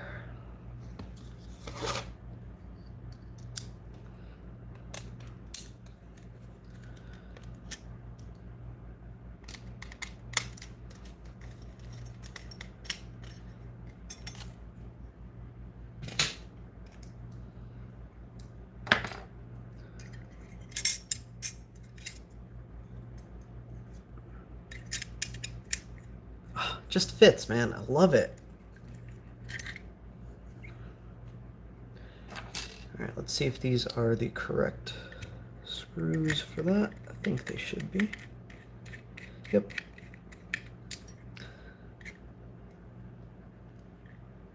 Two is fine, but I have a whole bag, so screw it. Again, these are M2x4 screws.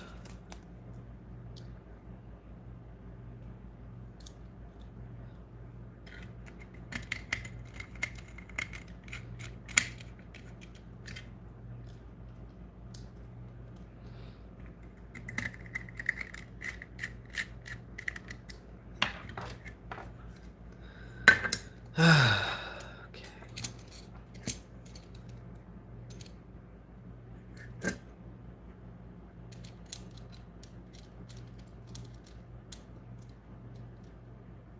Like, I have no idea how this is supposed to go together. These springs are unsurprisingly counterproductive.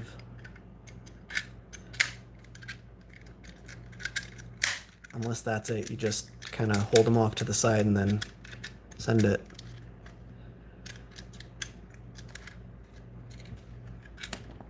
Oh, until they fall out because you're not paying attention.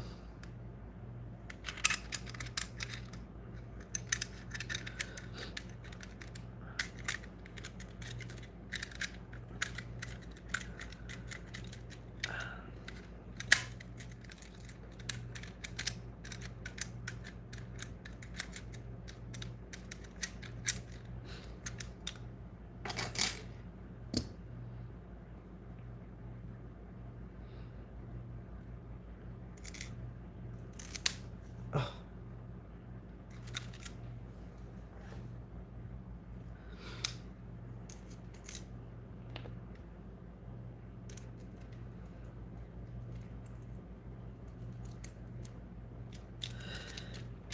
Yeah, I'm thinking the way to go is the plastic buttons. These are kind of absurd.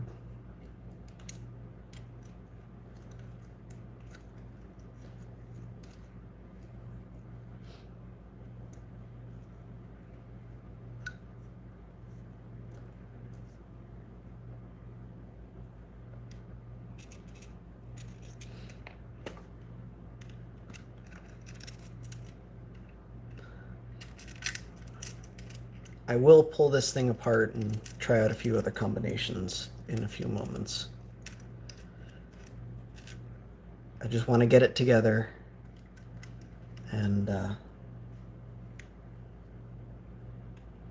get like an actual opinion on this thing before I start swapping parts out.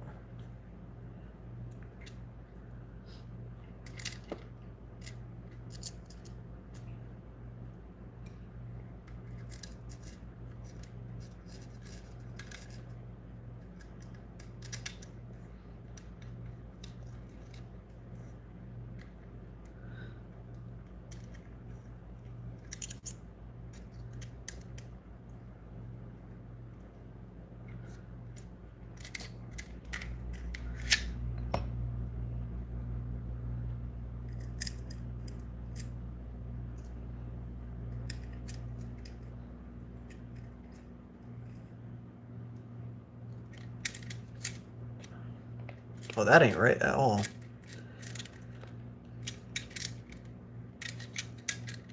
There's no way that gap is supposed to be there.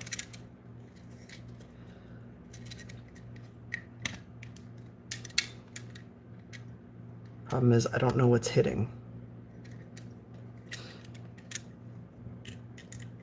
Do I just send it and hope for the best? No, I'll have to swap it out. Oh, we need one more part.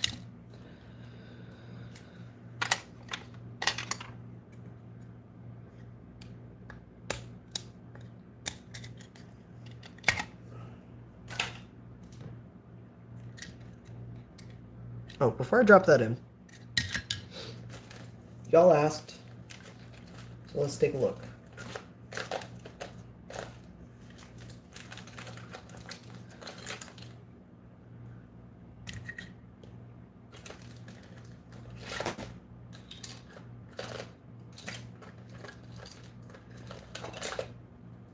Is that... Nope. Screw it, we'll test that one anyway. I don't see why it won't fit, but what the hell.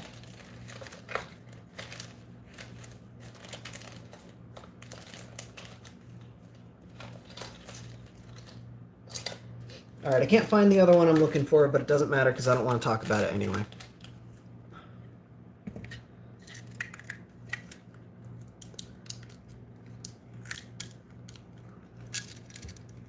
So this is the older retromodding battery mod. I didn't expect there'd be any issues, but notice the battery cover doesn't sit flush. Also, it's probably switched off.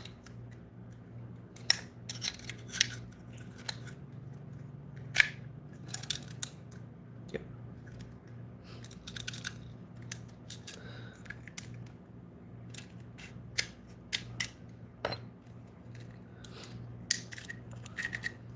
These battery mods do not fit. Let's try this. Oh God, that crack was horrifying.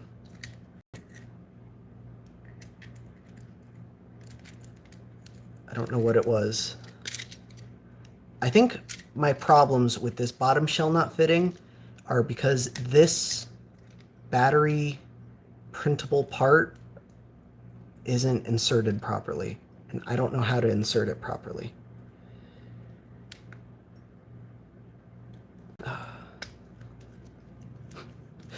But with enough encouragement, it seems to be working. And same thing, but even worse problem. Yeah, it might be dead. I probably ran it down. I don't think these battery mods are a good idea to use in this shell.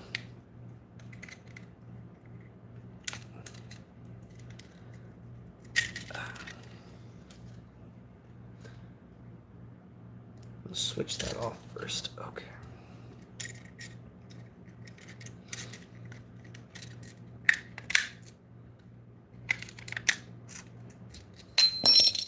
Oof. Boom.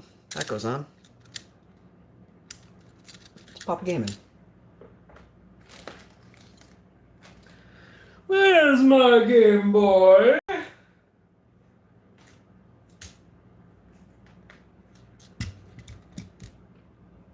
I have lost my Game Boy. How did I lose my Game Boy?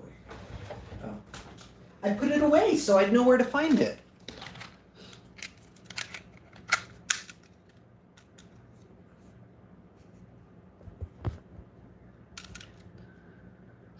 Yes, the screen is crooked. Yes, I'm aware. No, I don't care. Like I said, it's coming apart, and we're going to put in a laminated screen eventually. Oof. I do not like how these...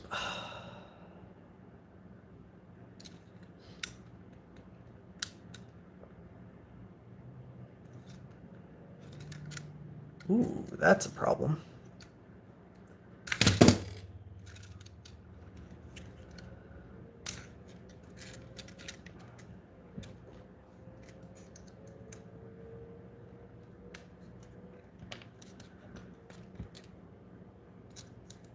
My button is stuck.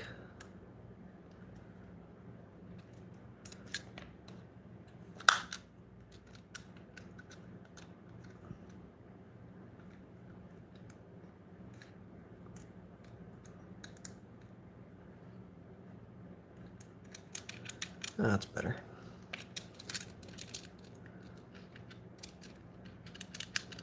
From AK.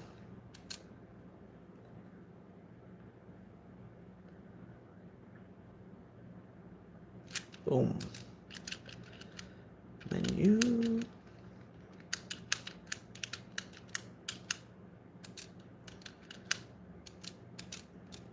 So yeah, my buttons obviously all work fine, but the D-pad fails the diagonal test. Or I don't think that's technically the diagonal test because you can hit diagonals no problem. But the problem is that you can hit all four, and you're not supposed to be able to hit all four buttons at the same time. Which is unfortunate, but it is what it is.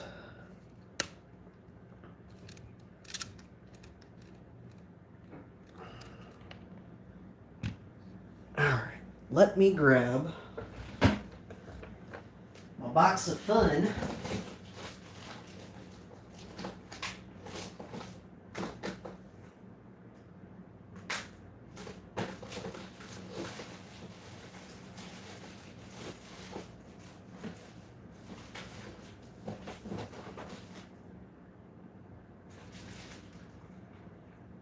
I'm looking for other parts right now. Give me a sec. We're gonna swap stuff out.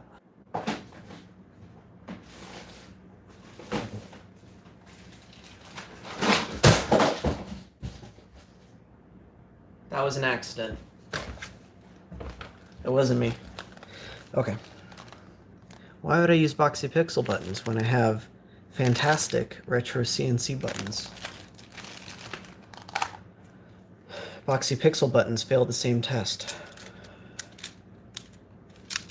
I don't like how these sound. Metal on metal, I've never been a fan of metal on metal. I always intended to use plastic buttons, hence setting these aside, so.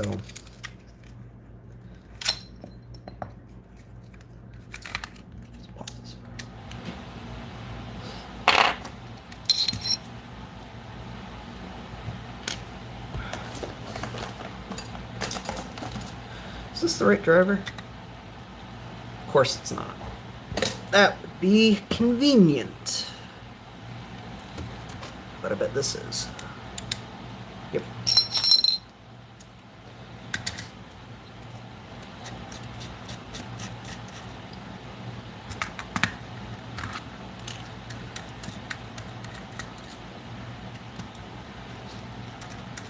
So metal buttons work, and if you dig that look, that's fine. I'm not gonna judge, but I really don't like how they feel. And more importantly, I don't like how they sound.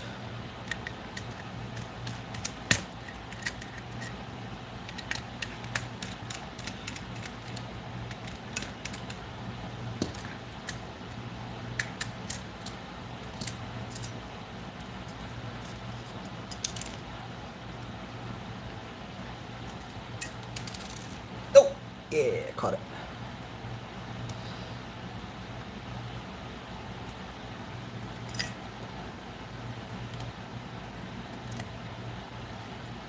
Yeah, I think my fitment issue is related to this part, because there is a quite significant overhang on this side. And I think it's just not in straight, and I don't know how to correct that. There doesn't seem to be... Unless I'm missing something.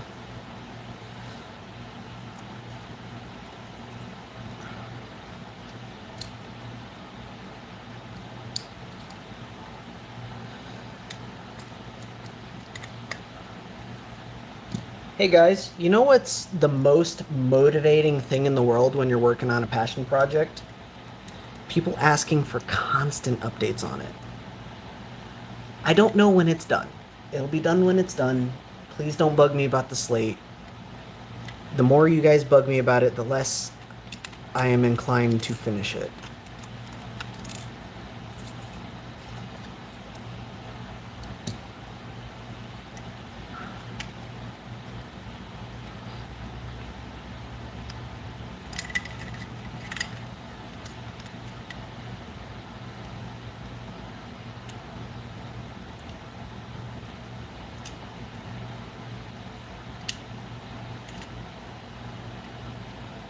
Is it this corner? I feel like it's this corner.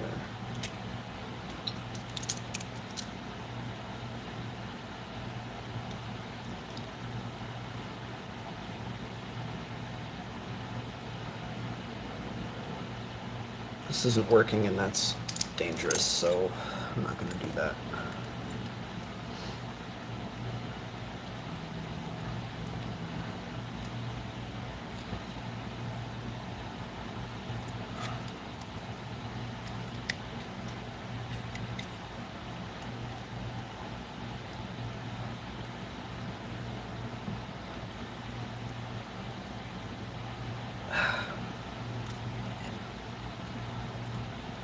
Still in crooked. I don't know. I don't know what's up with this thing. Hopefully, I am the only person having this problem.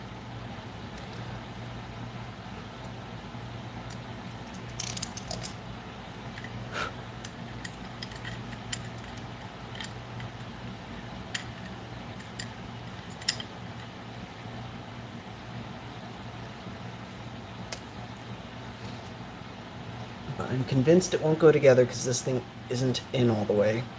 And I can't get it in all the way. And I don't know what it's getting hung up on. Because it feels like there's this little ledge right here. Let's see when I hold it that way. Maybe. And then this little ledge that those made up with. But I don't know which one isn't fitting.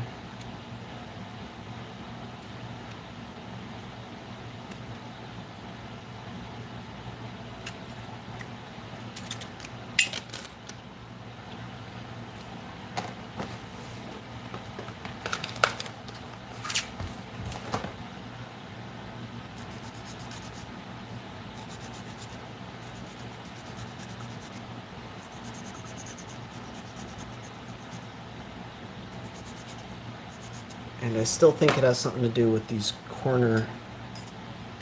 interior radii. I feel like that part's just not seating in.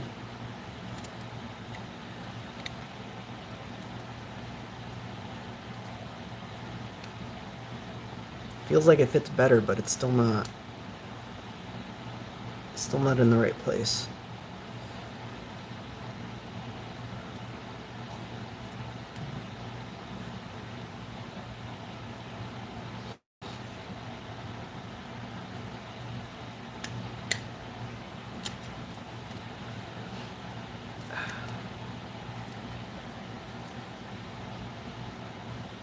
Yeah, I don't know what to tell you guys. If you decide to order one... Oh! Ha! Ah! It just snapped in. Do you hear that?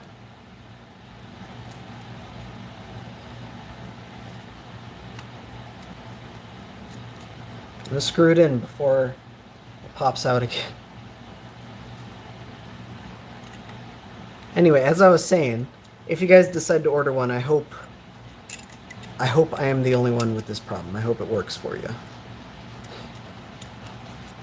Actually, let us bend that tab out.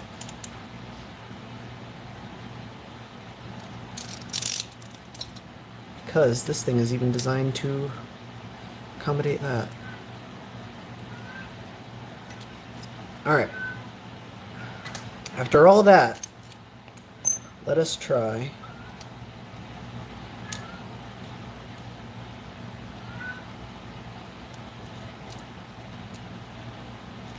some different buttons.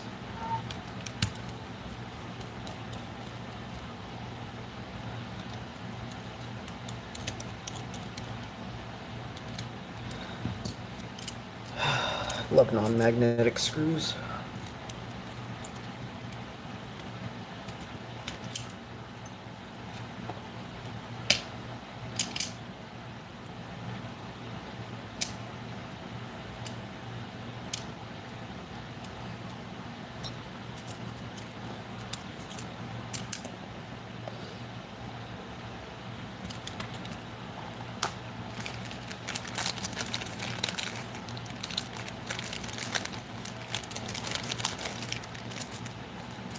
A buttons. These are B buttons.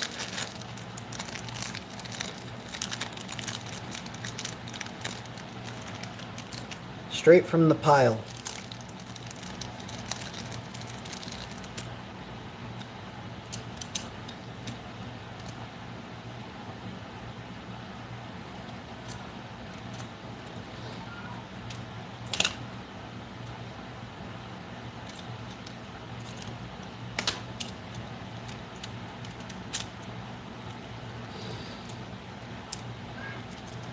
Never had a doubt, baby. Oh, that feels so much better already.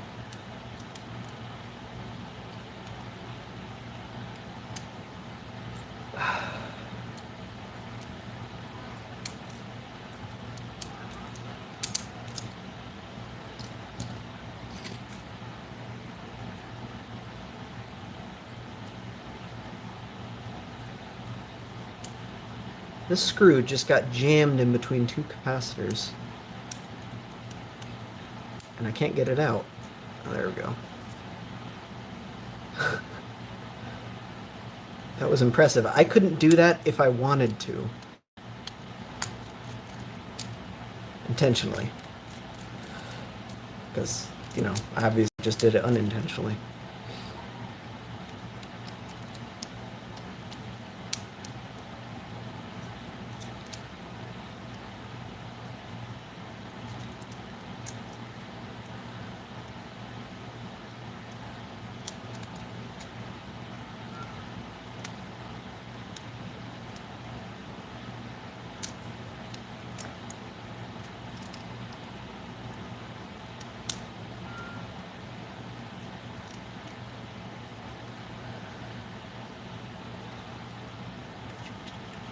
Oh, wait. Power switch. Actually, I'm gonna try it. See what happens.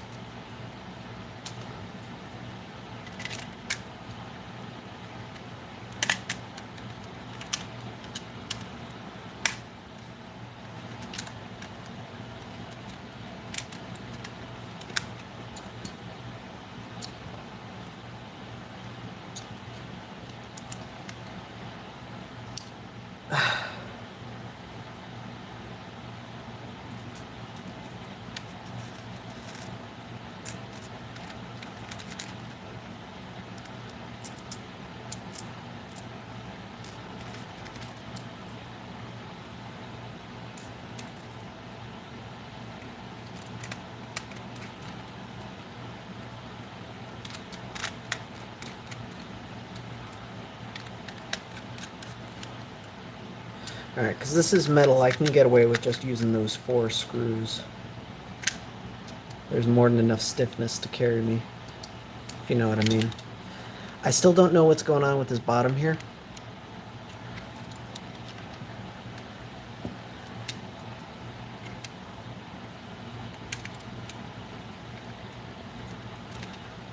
I am sincerely hoping that the screws I used on that bracket are just too tall or something. Because I don't know what else that would be.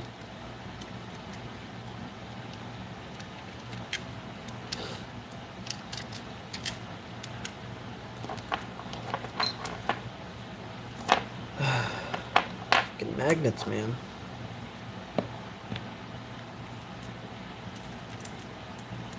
I'm gonna jam this screw in.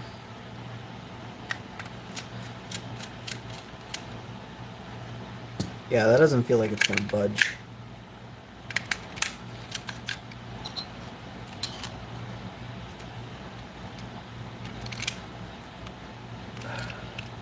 Oh, now the battery cover doesn't fit. Look at that. The print is too tall. It's not one thing, it's another, right?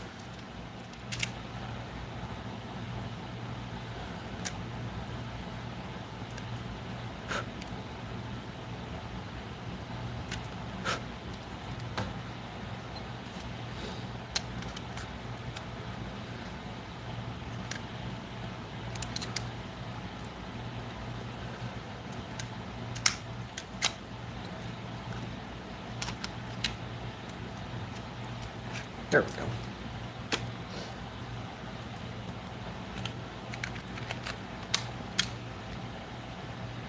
Hey, it works.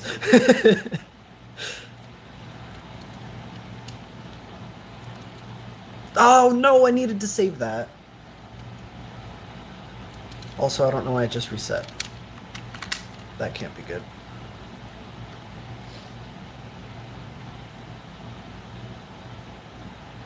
Is it going to prompt again? Yeah, save. Now, it should boot into the menu. You can go into the key input test and you can see what a good D-pad is supposed to look like. You can't hit all 4 buttons at the same time. Boom.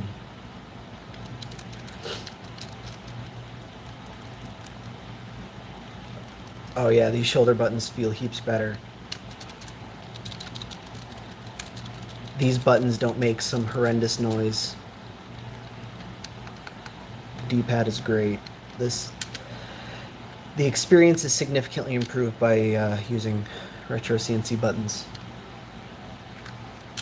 I'm happy with that. All right. I think I'm done messing with this thing. I think it's time to compare. I think... You know what? Let me pop the back off one more time. Hang on. I gotta see if this is user error. I forgot to check for that while I had it apart.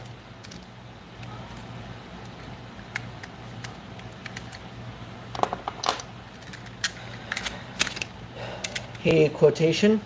You don't have OCD.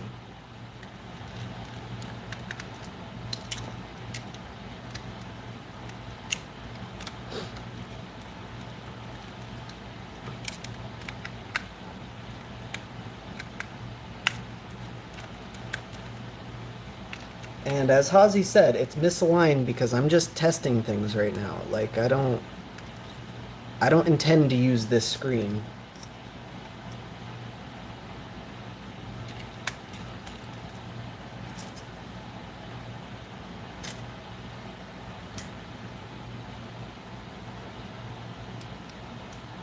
Like, it's gotta be these stupid buttons, right? Or screws. I'm gonna swap these out with low profile ones. Where's my bag of screws?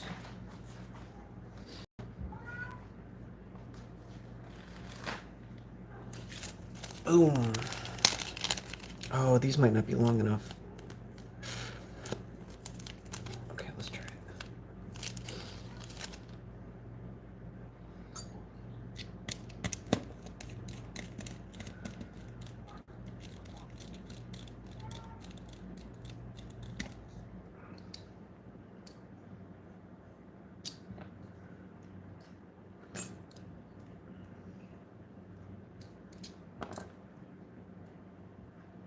Where is my... There it is. How many different screw heads am I using now? Yeah, that's not long enough. Shoot.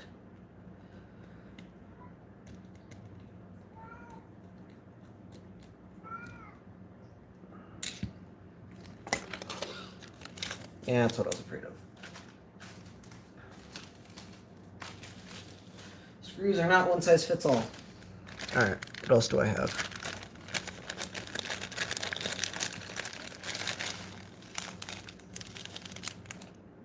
I have those same screws, but with a hex head and slightly longer. The screws I was just testing were M2 by 3. I believe these are M2 by 4. Oh, there you go, 4.5. It's even weirder. Oh no, M2 by 4. There you go.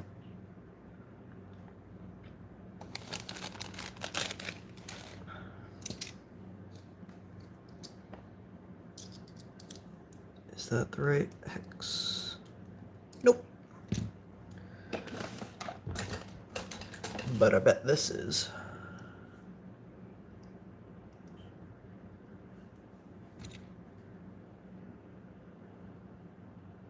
What the hell? How does that happen in a bag of new screws? Oh, these aren't even hex. These are torques.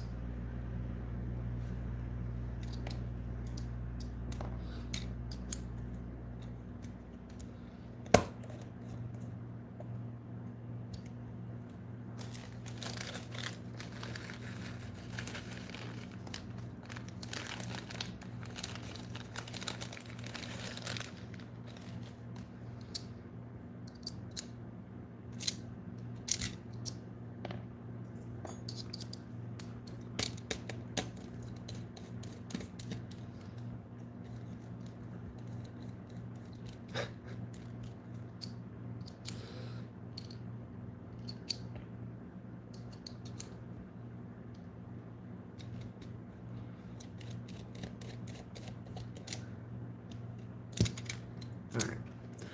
I have new, shorter screws in there. Oops. It works, but it's stupid and I hate it. I'm putting a regular power switch in.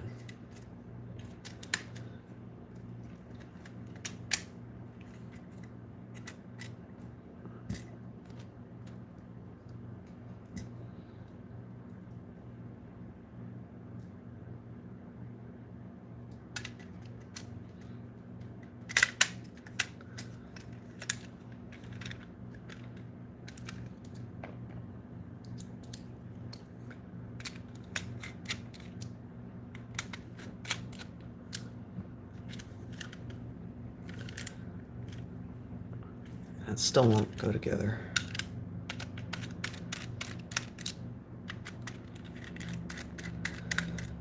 All right.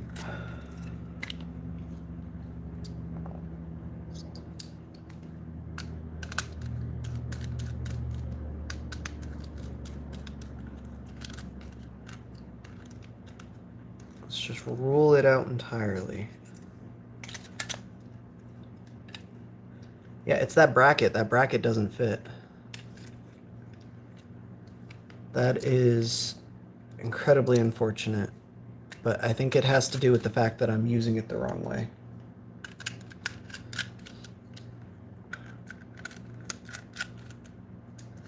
Because that bracket is designed for the laminated screen. What was I looking for? That screw. That's what I was looking for.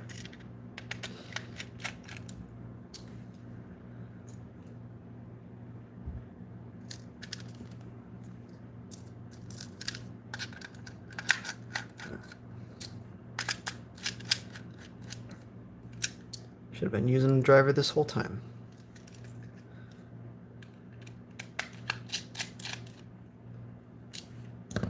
There we go. So at the cost of some stability on the bottom, I will fix that later.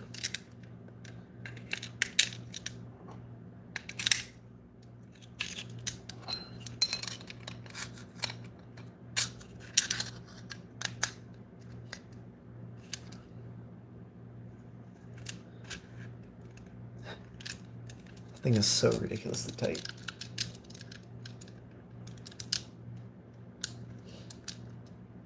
Hey, my screen's less crooked now. I have lost my cart again. Would you believe it?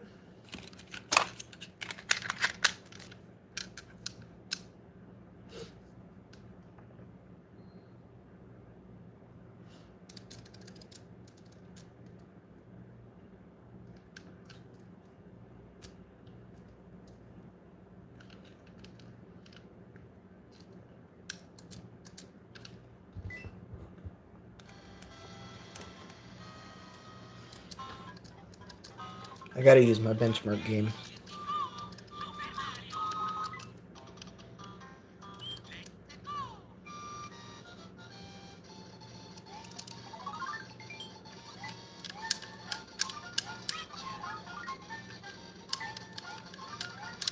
And here you can see how loud metal buttons are on a metal shell when you're actually playing.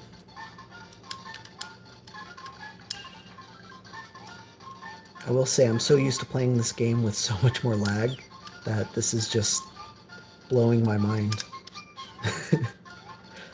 This is the game I usually use for testing those TV out kits.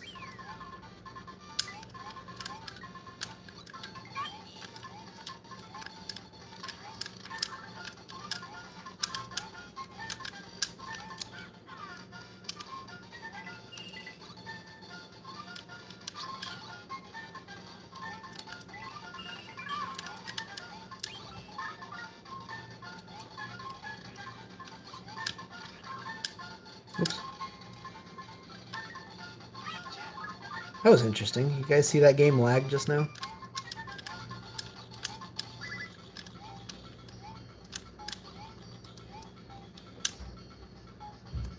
Oh man, I didn't jump.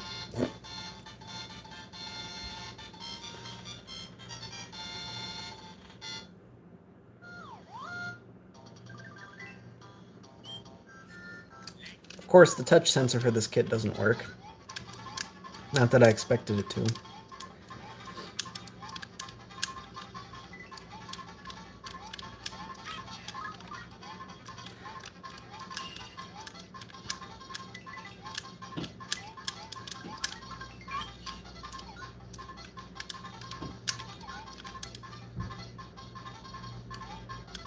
Oh.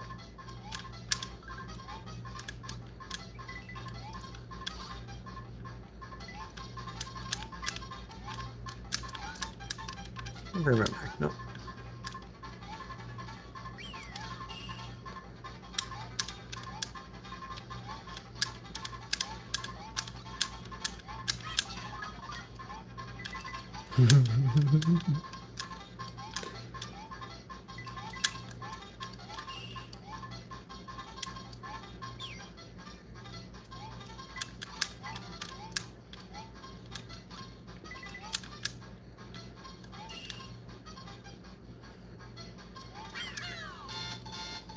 All right, I'm pleased with this. This is excellent. So there's still a few little things they need to work out. That or I need to pay closer attention to the directions. I'm not sure yet. I can't imagine I'm doing it that wrong that the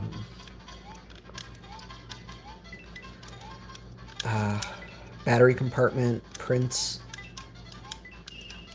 Like, I don't think I'm doing anything wrong with that. I don't know why it's not working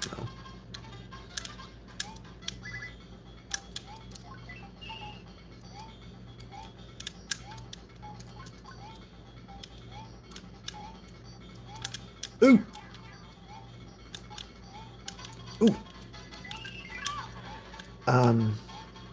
Also, I have no idea how you're supposed to use that not unlaminated, non-laminated bracket. I don't know. It's good enough. There are definitely some trade-offs, but I still think it's worth it. This is... I'm going to stop playing this, otherwise I will never finish what I'm trying to say.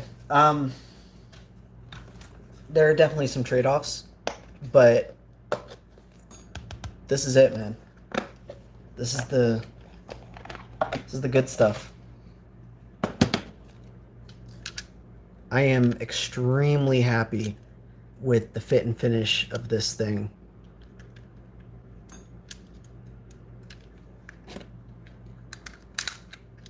Like, look at that.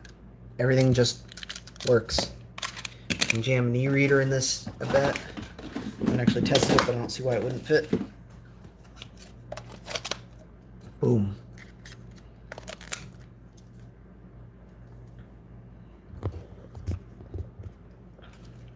Yeah, obviously the build was tedious because I spent more than half of this stream just trying to laminate that Jesus screen.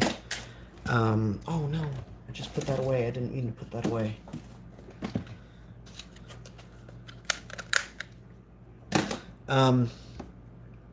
Yeah, no, this is fantastic. I will try out an OEM back in just a sec, before I do that, I want to talk about the elephant in the room.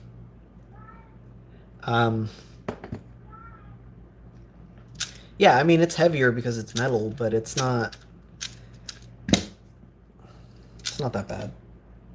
I don't have a scale that can weigh this thing. Like, this is too heavy for my scale, so I couldn't tell you how much it weighs. But yeah, it's heavier. I mean, this thing doesn't have batteries in it, so that's, I guess, not a good comparison. Wait, does it? No, it does have batteries in it. Jesus. Yeah, this is heaps heavier than... Could have flipped it over.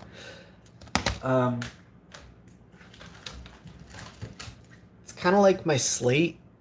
Like, my personal slate is made of brass, and I don't know what you guys know about brass, but for those that have experienced brass before, it is a lot heavier than equivalent metals.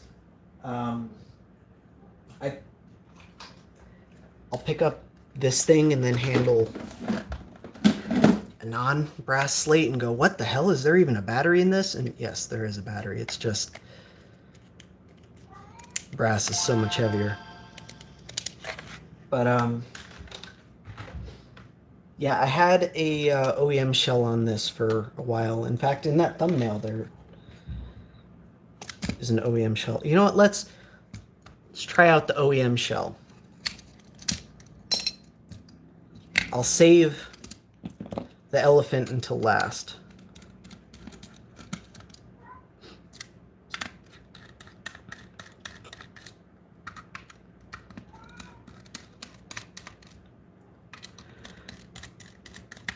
Now, I saw these on Taobao.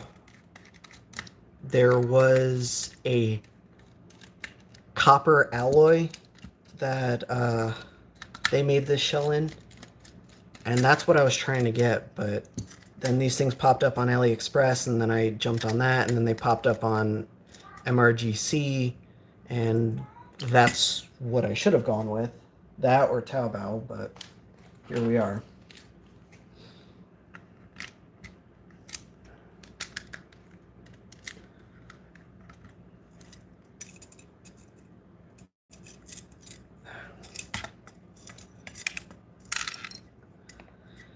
Just get screws everywhere. It'll be fine, right?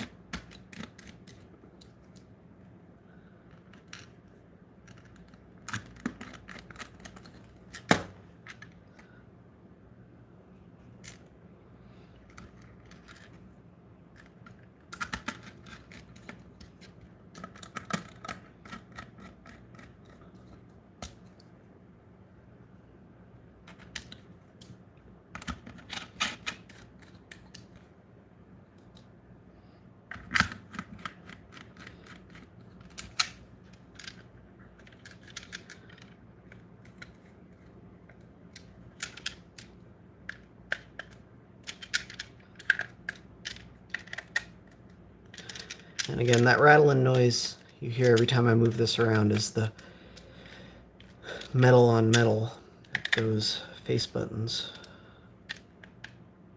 But I don't like the metal buttons that it comes with. I don't think it's worth getting those. I think just plan to use plastic buttons.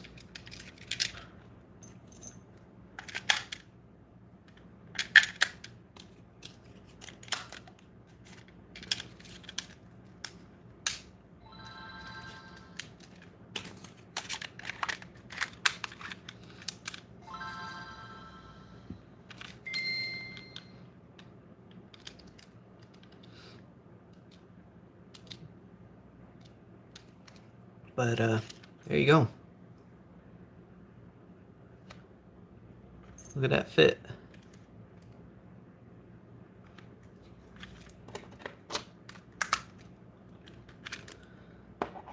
Plastic front, fit metal back. I don't see why I wouldn't. The back fits the other way around.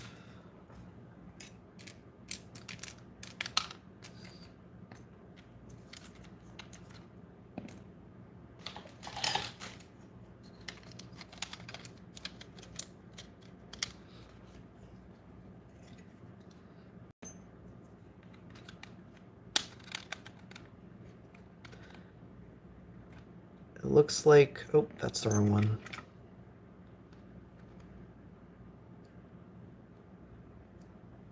I guess these don't fit the plastic front.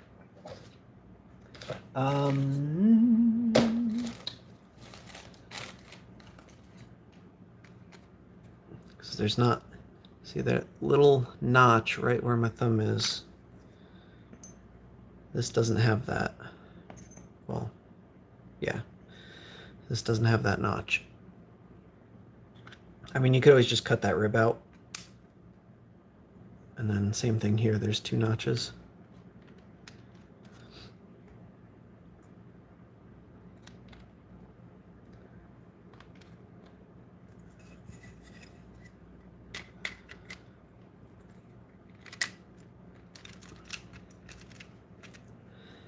Yeah, if we jam that together, if we pop some screws in there, that should be fine. Did this AGB have shoulder buttons? I think it did. Yeah. I'm not sure if these shoulder buttons will work because there's like no travel. I can hear it clicking though. So maybe we just need to jam the spring in there, but I am not messing with that. But yes, the metal shell fits on plastic, and I'm actually really digging this color combo. All right. Let us discuss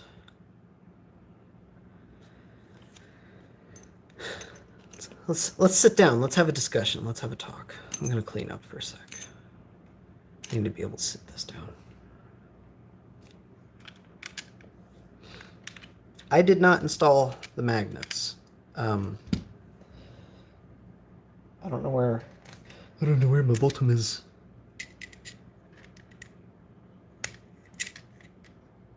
I'm not even sure how we're supposed to install the magnets.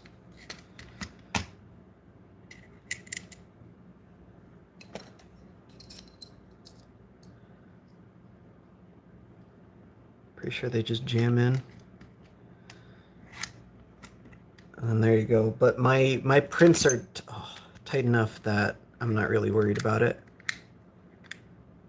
I'm betting you could super glue that in though. It'd probably be fine. Oh, I just got it jammed. Nope, there we go. Unjammed.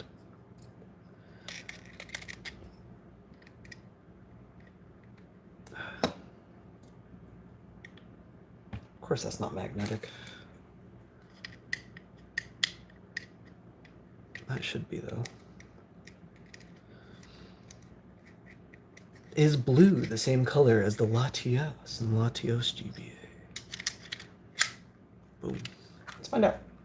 I have one on my desk. Or on my desk, as it were. It is not. It's close. But the Eon GBA is a little bit more of a indigo purplish. It looks a lot closer on camera than it does in person. Get my lights on. Maybe it looks a little bit different that way. Oh yeah, that's better. Because that's obviously what I was going for with this thing. But yeah, different color, but not a bad color, just different. All right, it's finally time to discuss the elephant. Well, before I do that, I just noticed this. Keep getting sidetracked, Mako. The plastic does not line up perfectly. You can see it's sticking out a little bit. It's close enough, but it is what it is.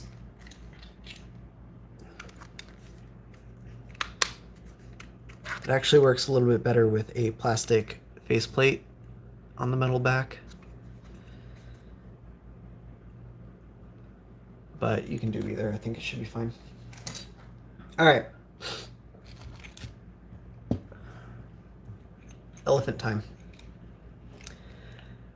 I bought this shell from Boxy Pixel, again, when he first launched them. You might have noticed a recurring theme with my purchases. At the time when this stuff came out, like this was obviously well before I even met Gib and before I personally got into the machining stuff. I thought this was the coolest thing in the world. Oh my god. And you know what? I don't care. I think Boxy Pixel did a fantastic job with this. But I will say this. I've never liked this shell. The Game Boy Color shell I have always really liked because it felt good in the hand, everything fit right. It was good. The tolerances were a little bit loosey-goosey here and there, but I figured, you know, it's just his first go-around, so maybe that's to be expected. Let me put this thing back together.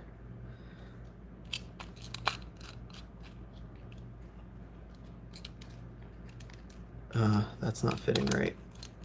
Let's just send it anyway. I'm sure it's fine.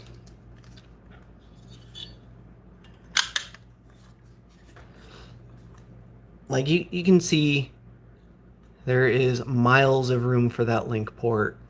The volume wheel, ignore the horrifying cuts on the edges, that was me, but you could see how much space there is for the volume wheel. Power switch was fine. Of course, the DC jack isn't there anymore because of how we have this thing powered. Headphone jack could be a little bit tighter, but it's mostly all right. My biggest problem with this one in particular is that the cart slot is too tight and just doesn't fit some carts. Notably, Pokemon Pinball doesn't fit in this thing. To his credit, though, he did fix that with the next iteration, but it is what it is. This one, when I got this one, my disappointment was immeasurable. And as soon as the new purchase enthusiasm wore off, I was devastated, and I even tried selling this. Let's see. Oh, it's still charged. Nice. I have used this thing for a maximum of 1 hour. All of the wear on it that you see is from me rolling this thing around on my desk. I'll set it on my desk and then set shit on top of it. That's what all of this wear is from. Literally all of this wear. Get that screwdriver. Oh my god, I just dropped it again. But I was even more disappointed with the shell than the Game Boy Color one, just because of like how the buttons fit. Like that is, it's kind of gross. I really don't like. I don't like this at all. Like this button is loose in here. Granted, it works perfectly fine, but it jumps around from top to the bottom. There's this giant square cutout when this should be rounded. The link port is not much better. It's the little things, right? It doesn't help that I just don't like how it fits in the hand. I think these corners are a little bit too sharp, even though they're not like actually sharp. They are rounded over. I think it's just not comfortable in my hands. Another problem that I had with this shell, you might notice this is a plastic lens. Glass lenses didn't fit in this. Granted, this predates the Cloud Game Store lenses, so I will probably have to give those a shot and see if they fit any better. But the Game Boy Advance lens, I talked about this in the beginning of the video. The shape is awful because literally every single one is a different shape. And not just the lenses, but every single shell is a different shape too. OEM shell, aftermarket, Funny Playing, Boxy Pixel, MRGC, every single one is a slightly different shape, and it is horrifying to try and make something custom if you want all that stuff to fit. It has become a very sore point for me over the years, and I've never liked how it looked, and all these uneven gaps. And to be fair, I'm not knocking Boxy Pixel for these gaps. He did the best he could with what he had. These gaps are more than reasonable on this shell. But I'm just saying this is something you have to live with on every single Game Boy Advance unless you buy funny playing shell and a funny playing lens and funny playing this and funny playing that. I'm just going to pull a Game Boy out of my drawer and let's look and see. Oh, look, there's a gap in that corner. Jam my whole nail in there. A gap in that corner. Gap in this corner. But all of the edges are lined up. Like, every single one is like that. Here's one. There's an OEM shell with a one-chip lens. There's gaps all along this side, but the top is nice and flush. The bottom, a little bit of a gap. Gap on that side too. It's seriously, look. Don't look for it if you don't want to find it, but it is there. Yeah. So anyway, that is my rant. This speaker grill is not great. You can see he kind of sort of did what they did with OEM, but this one is a one-to-one copy of OEM. You can see in there from either side, but if you look straight on, it's blocked off, which is exactly how OEM works. It's pretty neat how they did that. The shoulder buttons are perfectly flush. They don't jiggle around, they just fit. We have the side panels that we can swap out with whatever we want. Unlike, we don't have this horrific misalignment between the top and bottom of the shell from the same manufacturer. I honestly can't get over these shoulder buttons. I hate them so much. I hate everything about them. And it has forever skewed my opinion of Boxy Pixel shells.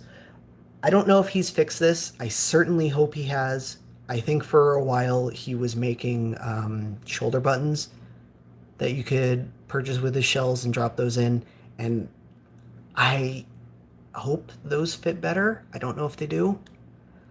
But I just don't like it, man. Can you hold them together and compare how it looks from the headphone jack / power switch area?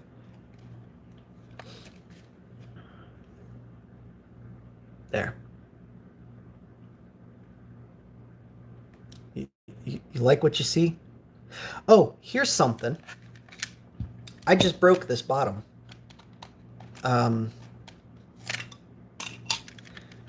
We don't want to crank this screw down too much because otherwise it bows down in the middle and you crack the shell. So be careful of that. Shouldn't be too big of a concern if you're using the metal bottom, but if you're using a plastic, there you go. You know what? I'm curious. This looks thicker, but I'm not sure if it's just the curve. This MRGC Game Boy is 24.5 millimeters. The Boggle Poggle is also 24.5. Okay, so it's just the angle. It's interesting how it looks thicker, but it's not. But yeah, I genuinely don't like how it looks, and it's not. I'm not saying it's a bad shell because of how it looks. It's perfectly usable. I've always appreciated the thought and effort that went into these things. Pretty neat. But looking at all the compromises made to get this shell working, and then looking at how close this thing is to OEM, I feel like the choice between these two is obvious if you want a metal GBA shell. I've never been a fan of the GBA itself. Like My go-to Game Boy has always been the SP. Surprised I had to look so hard for one.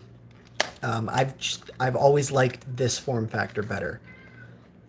I've never really liked this form factor, but the way Boxy Pixel has the back contoured, I just don't like how it sits in the hand. I just don't. I don't want to spend this video shitting on Boxy Pixel, as it were, because this is perfectly fine, and if this is what you're into, then so be it. But I just don't like the disgusting panel gaps and the shoulder button cutouts. I think they're awful. Also,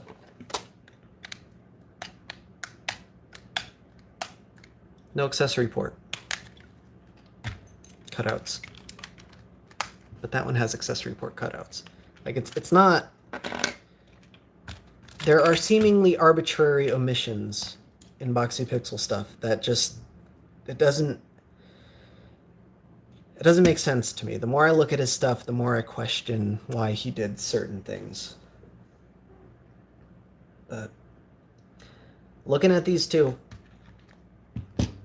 every single day, I'll recommend this one over this one. I can't think of a single instance where this is the better shell. The single use case where this is the better shell. Because this one isn't compatible with those battery mods either. You'll have to DIY your own battery mod to get this thing working. Whereas this is compatible with DIY battery mods. It's also compatible with... Oh, here's something you can do. You can put a plastic back on it, and then you can use your battery mod all day long without having to worry about cutting a hole in the metal shell for a charge port.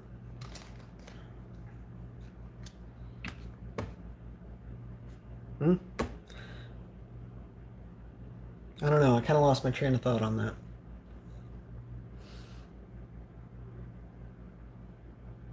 I'm just so disappointed that I couldn't install the screen that I wanted to install. I don't know. Is there anything else you guys want me to check out before I go feed my cat?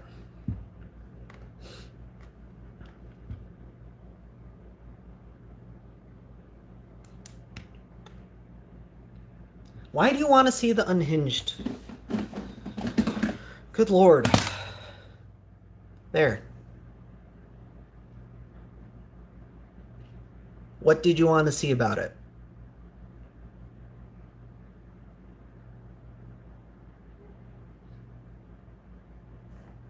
It's a Game Boy. This stream isn't about this Game Boy. The stream is about this Game Boy. I already did a stream on this. If you wanna know my opinion, go watch that stream. I don't mind answering questions, but like I'm trying to cover a topic. I don't want to veer off into off-topic stuff.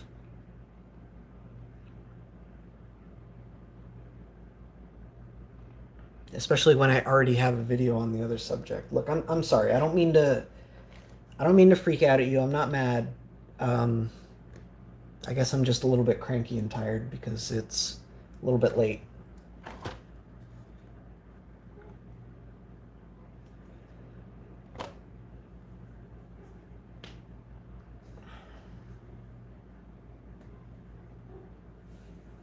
But yeah, no, I'm really happy with this thing. I'm probably gonna grab another one for something, for reasons. But first thing, I'm going to make a bracket so I can actually install this thing.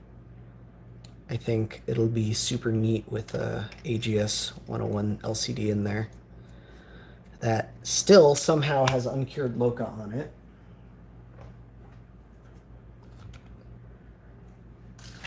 I'm going to have to take care of that later. Oh, let's see. Oh, that's not the back of that.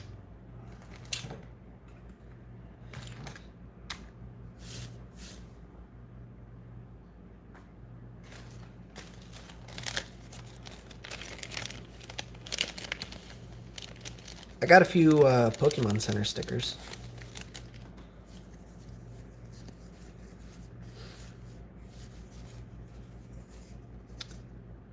I don't have any. I used all the good ones already. I suppose I can use Pikachu. That'll match my buttons when I finally assemble it.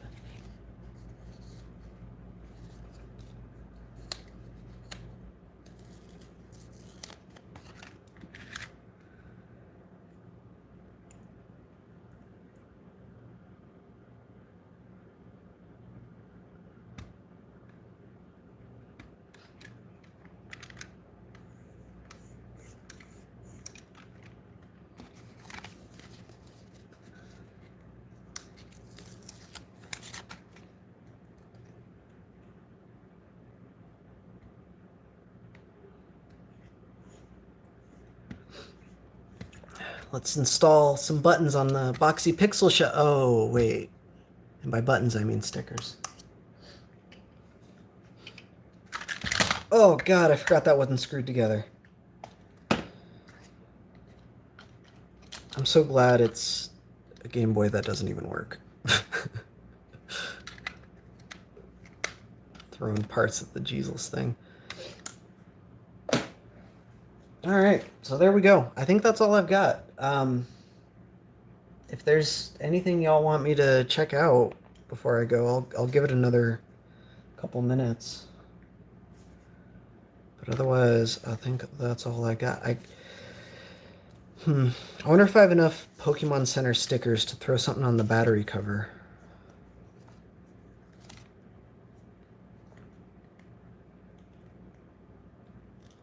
Because we got to use all the stickers, right?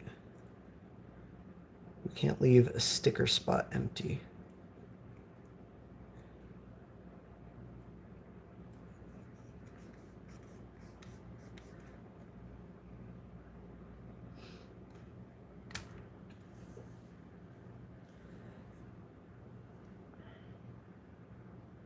I'm sorry. I don't mean to freak out on people. That's not cool. It's one of my peeves, man. And I'm tired and cranky.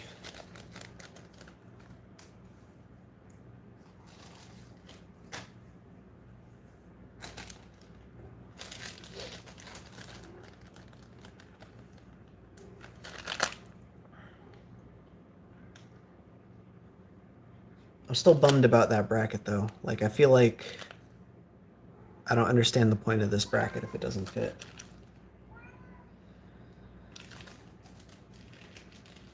Alright, I'll tell you what. I'm gonna go feed my cat. And if y'all don't have any questions by the time I get back, then that's the end of the stream. But let's start that. Ooh, buddy boy, it's dinner time.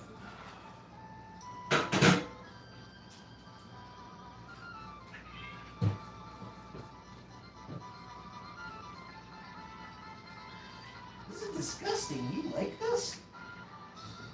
Yeah.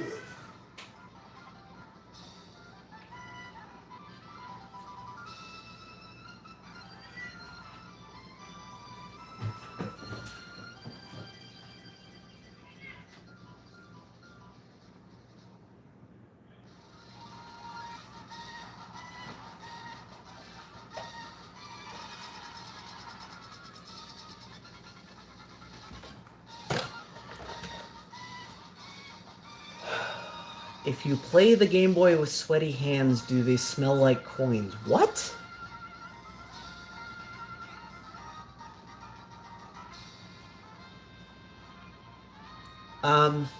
HDR, I will have you know that I actually made tea in preparation for this stream. I haven't touched it once in 3 hours, so it's nice and cold.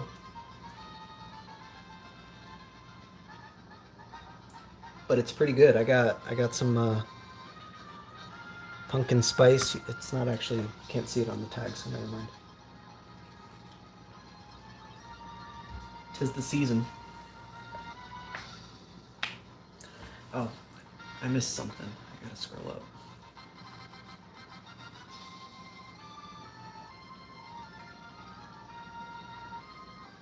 Yeah, no, straight up, Loka is a skill, man. I envy the people. I can't even find the screen now. There it is. I envy people who can do this. See, I forgot already that it still has uncured Loka on it. I need to take care of that at some point. But unironically, I envy people who can do this. I need to not set that on my keyboard. Like, I even went out and bought some OCA sheets. I'm not gonna bother opening it. Because I figured, you know, if I can't do it with the liquid stuff, maybe I'll try this stuff. There's no way in hell I would be able to use this with an AGS 101, but maybe if I do like a funny playing kit or something. But unironically, imagine a polished brass one. Oh boy, that would be sweet. This thing's plastic, but that would be pretty cool.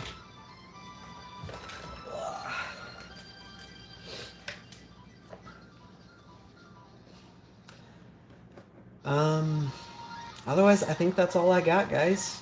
I have been, if that's a serious question, I have a slate, and I've been playing that. Oh, I didn't put it away, so I didn't know what happened to it. This is aluminum, right? I've played the shit out of this. You can even see the wear from the paint chipping away as I carry this around. I have put more time into playing this particular Game Boy than I have any other Game Boy in my collection, and that's saying something. Except maybe my custom micro, because yeah, these are both aluminum. My hands don't smell funny after playing them. Granted, this one's coated, but even before it was coated, it was fine.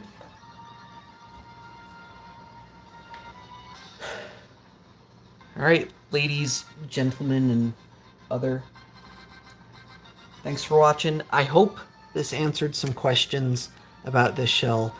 I promise I will get this built properly at some point, but I think... Sure, the retro CNC D-pad does have a funny smell. It is copper. I suppose it's possible for it to smell funny. It doesn't now, but it could.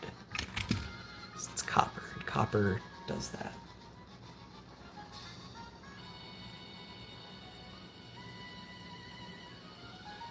I can't give you an objective answer about how heavy this is. It's heavier. This is heavier than this. Actually, no, it's not. These feel about the same weight, and this has a plastic back on it, but this also has a game in it. This does have a battery in it, though. So, it's not like there's no battery in this thing. I don't think the game makes that big of a difference. Now this feels heavier. So yeah, I guess it does. Ooh. It didn't freeze.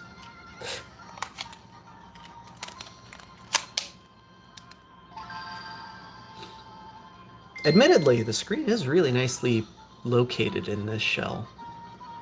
Like, that was one of the nice things about AGS 101 mods, because if you got them off center, they had that horrific light bleed.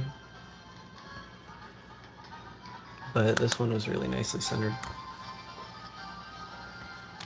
That's not really the case anymore because this isn't even an IPS ready shell. This predates IPS kits.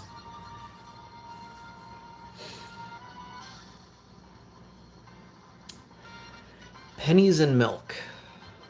Anyway, I think that's all I've got. It's been 3 hours, guys. I gotta get off. If any other questions come up, feel free to hit me up in the comments. I'll try and get to them when I can. Otherwise, you've been fantastic. I'm gonna go finish my tea. Catch you next time. Now, how do I end this stream? I always have to figure this junk out. I think it is this, but I'm not 100% sure if that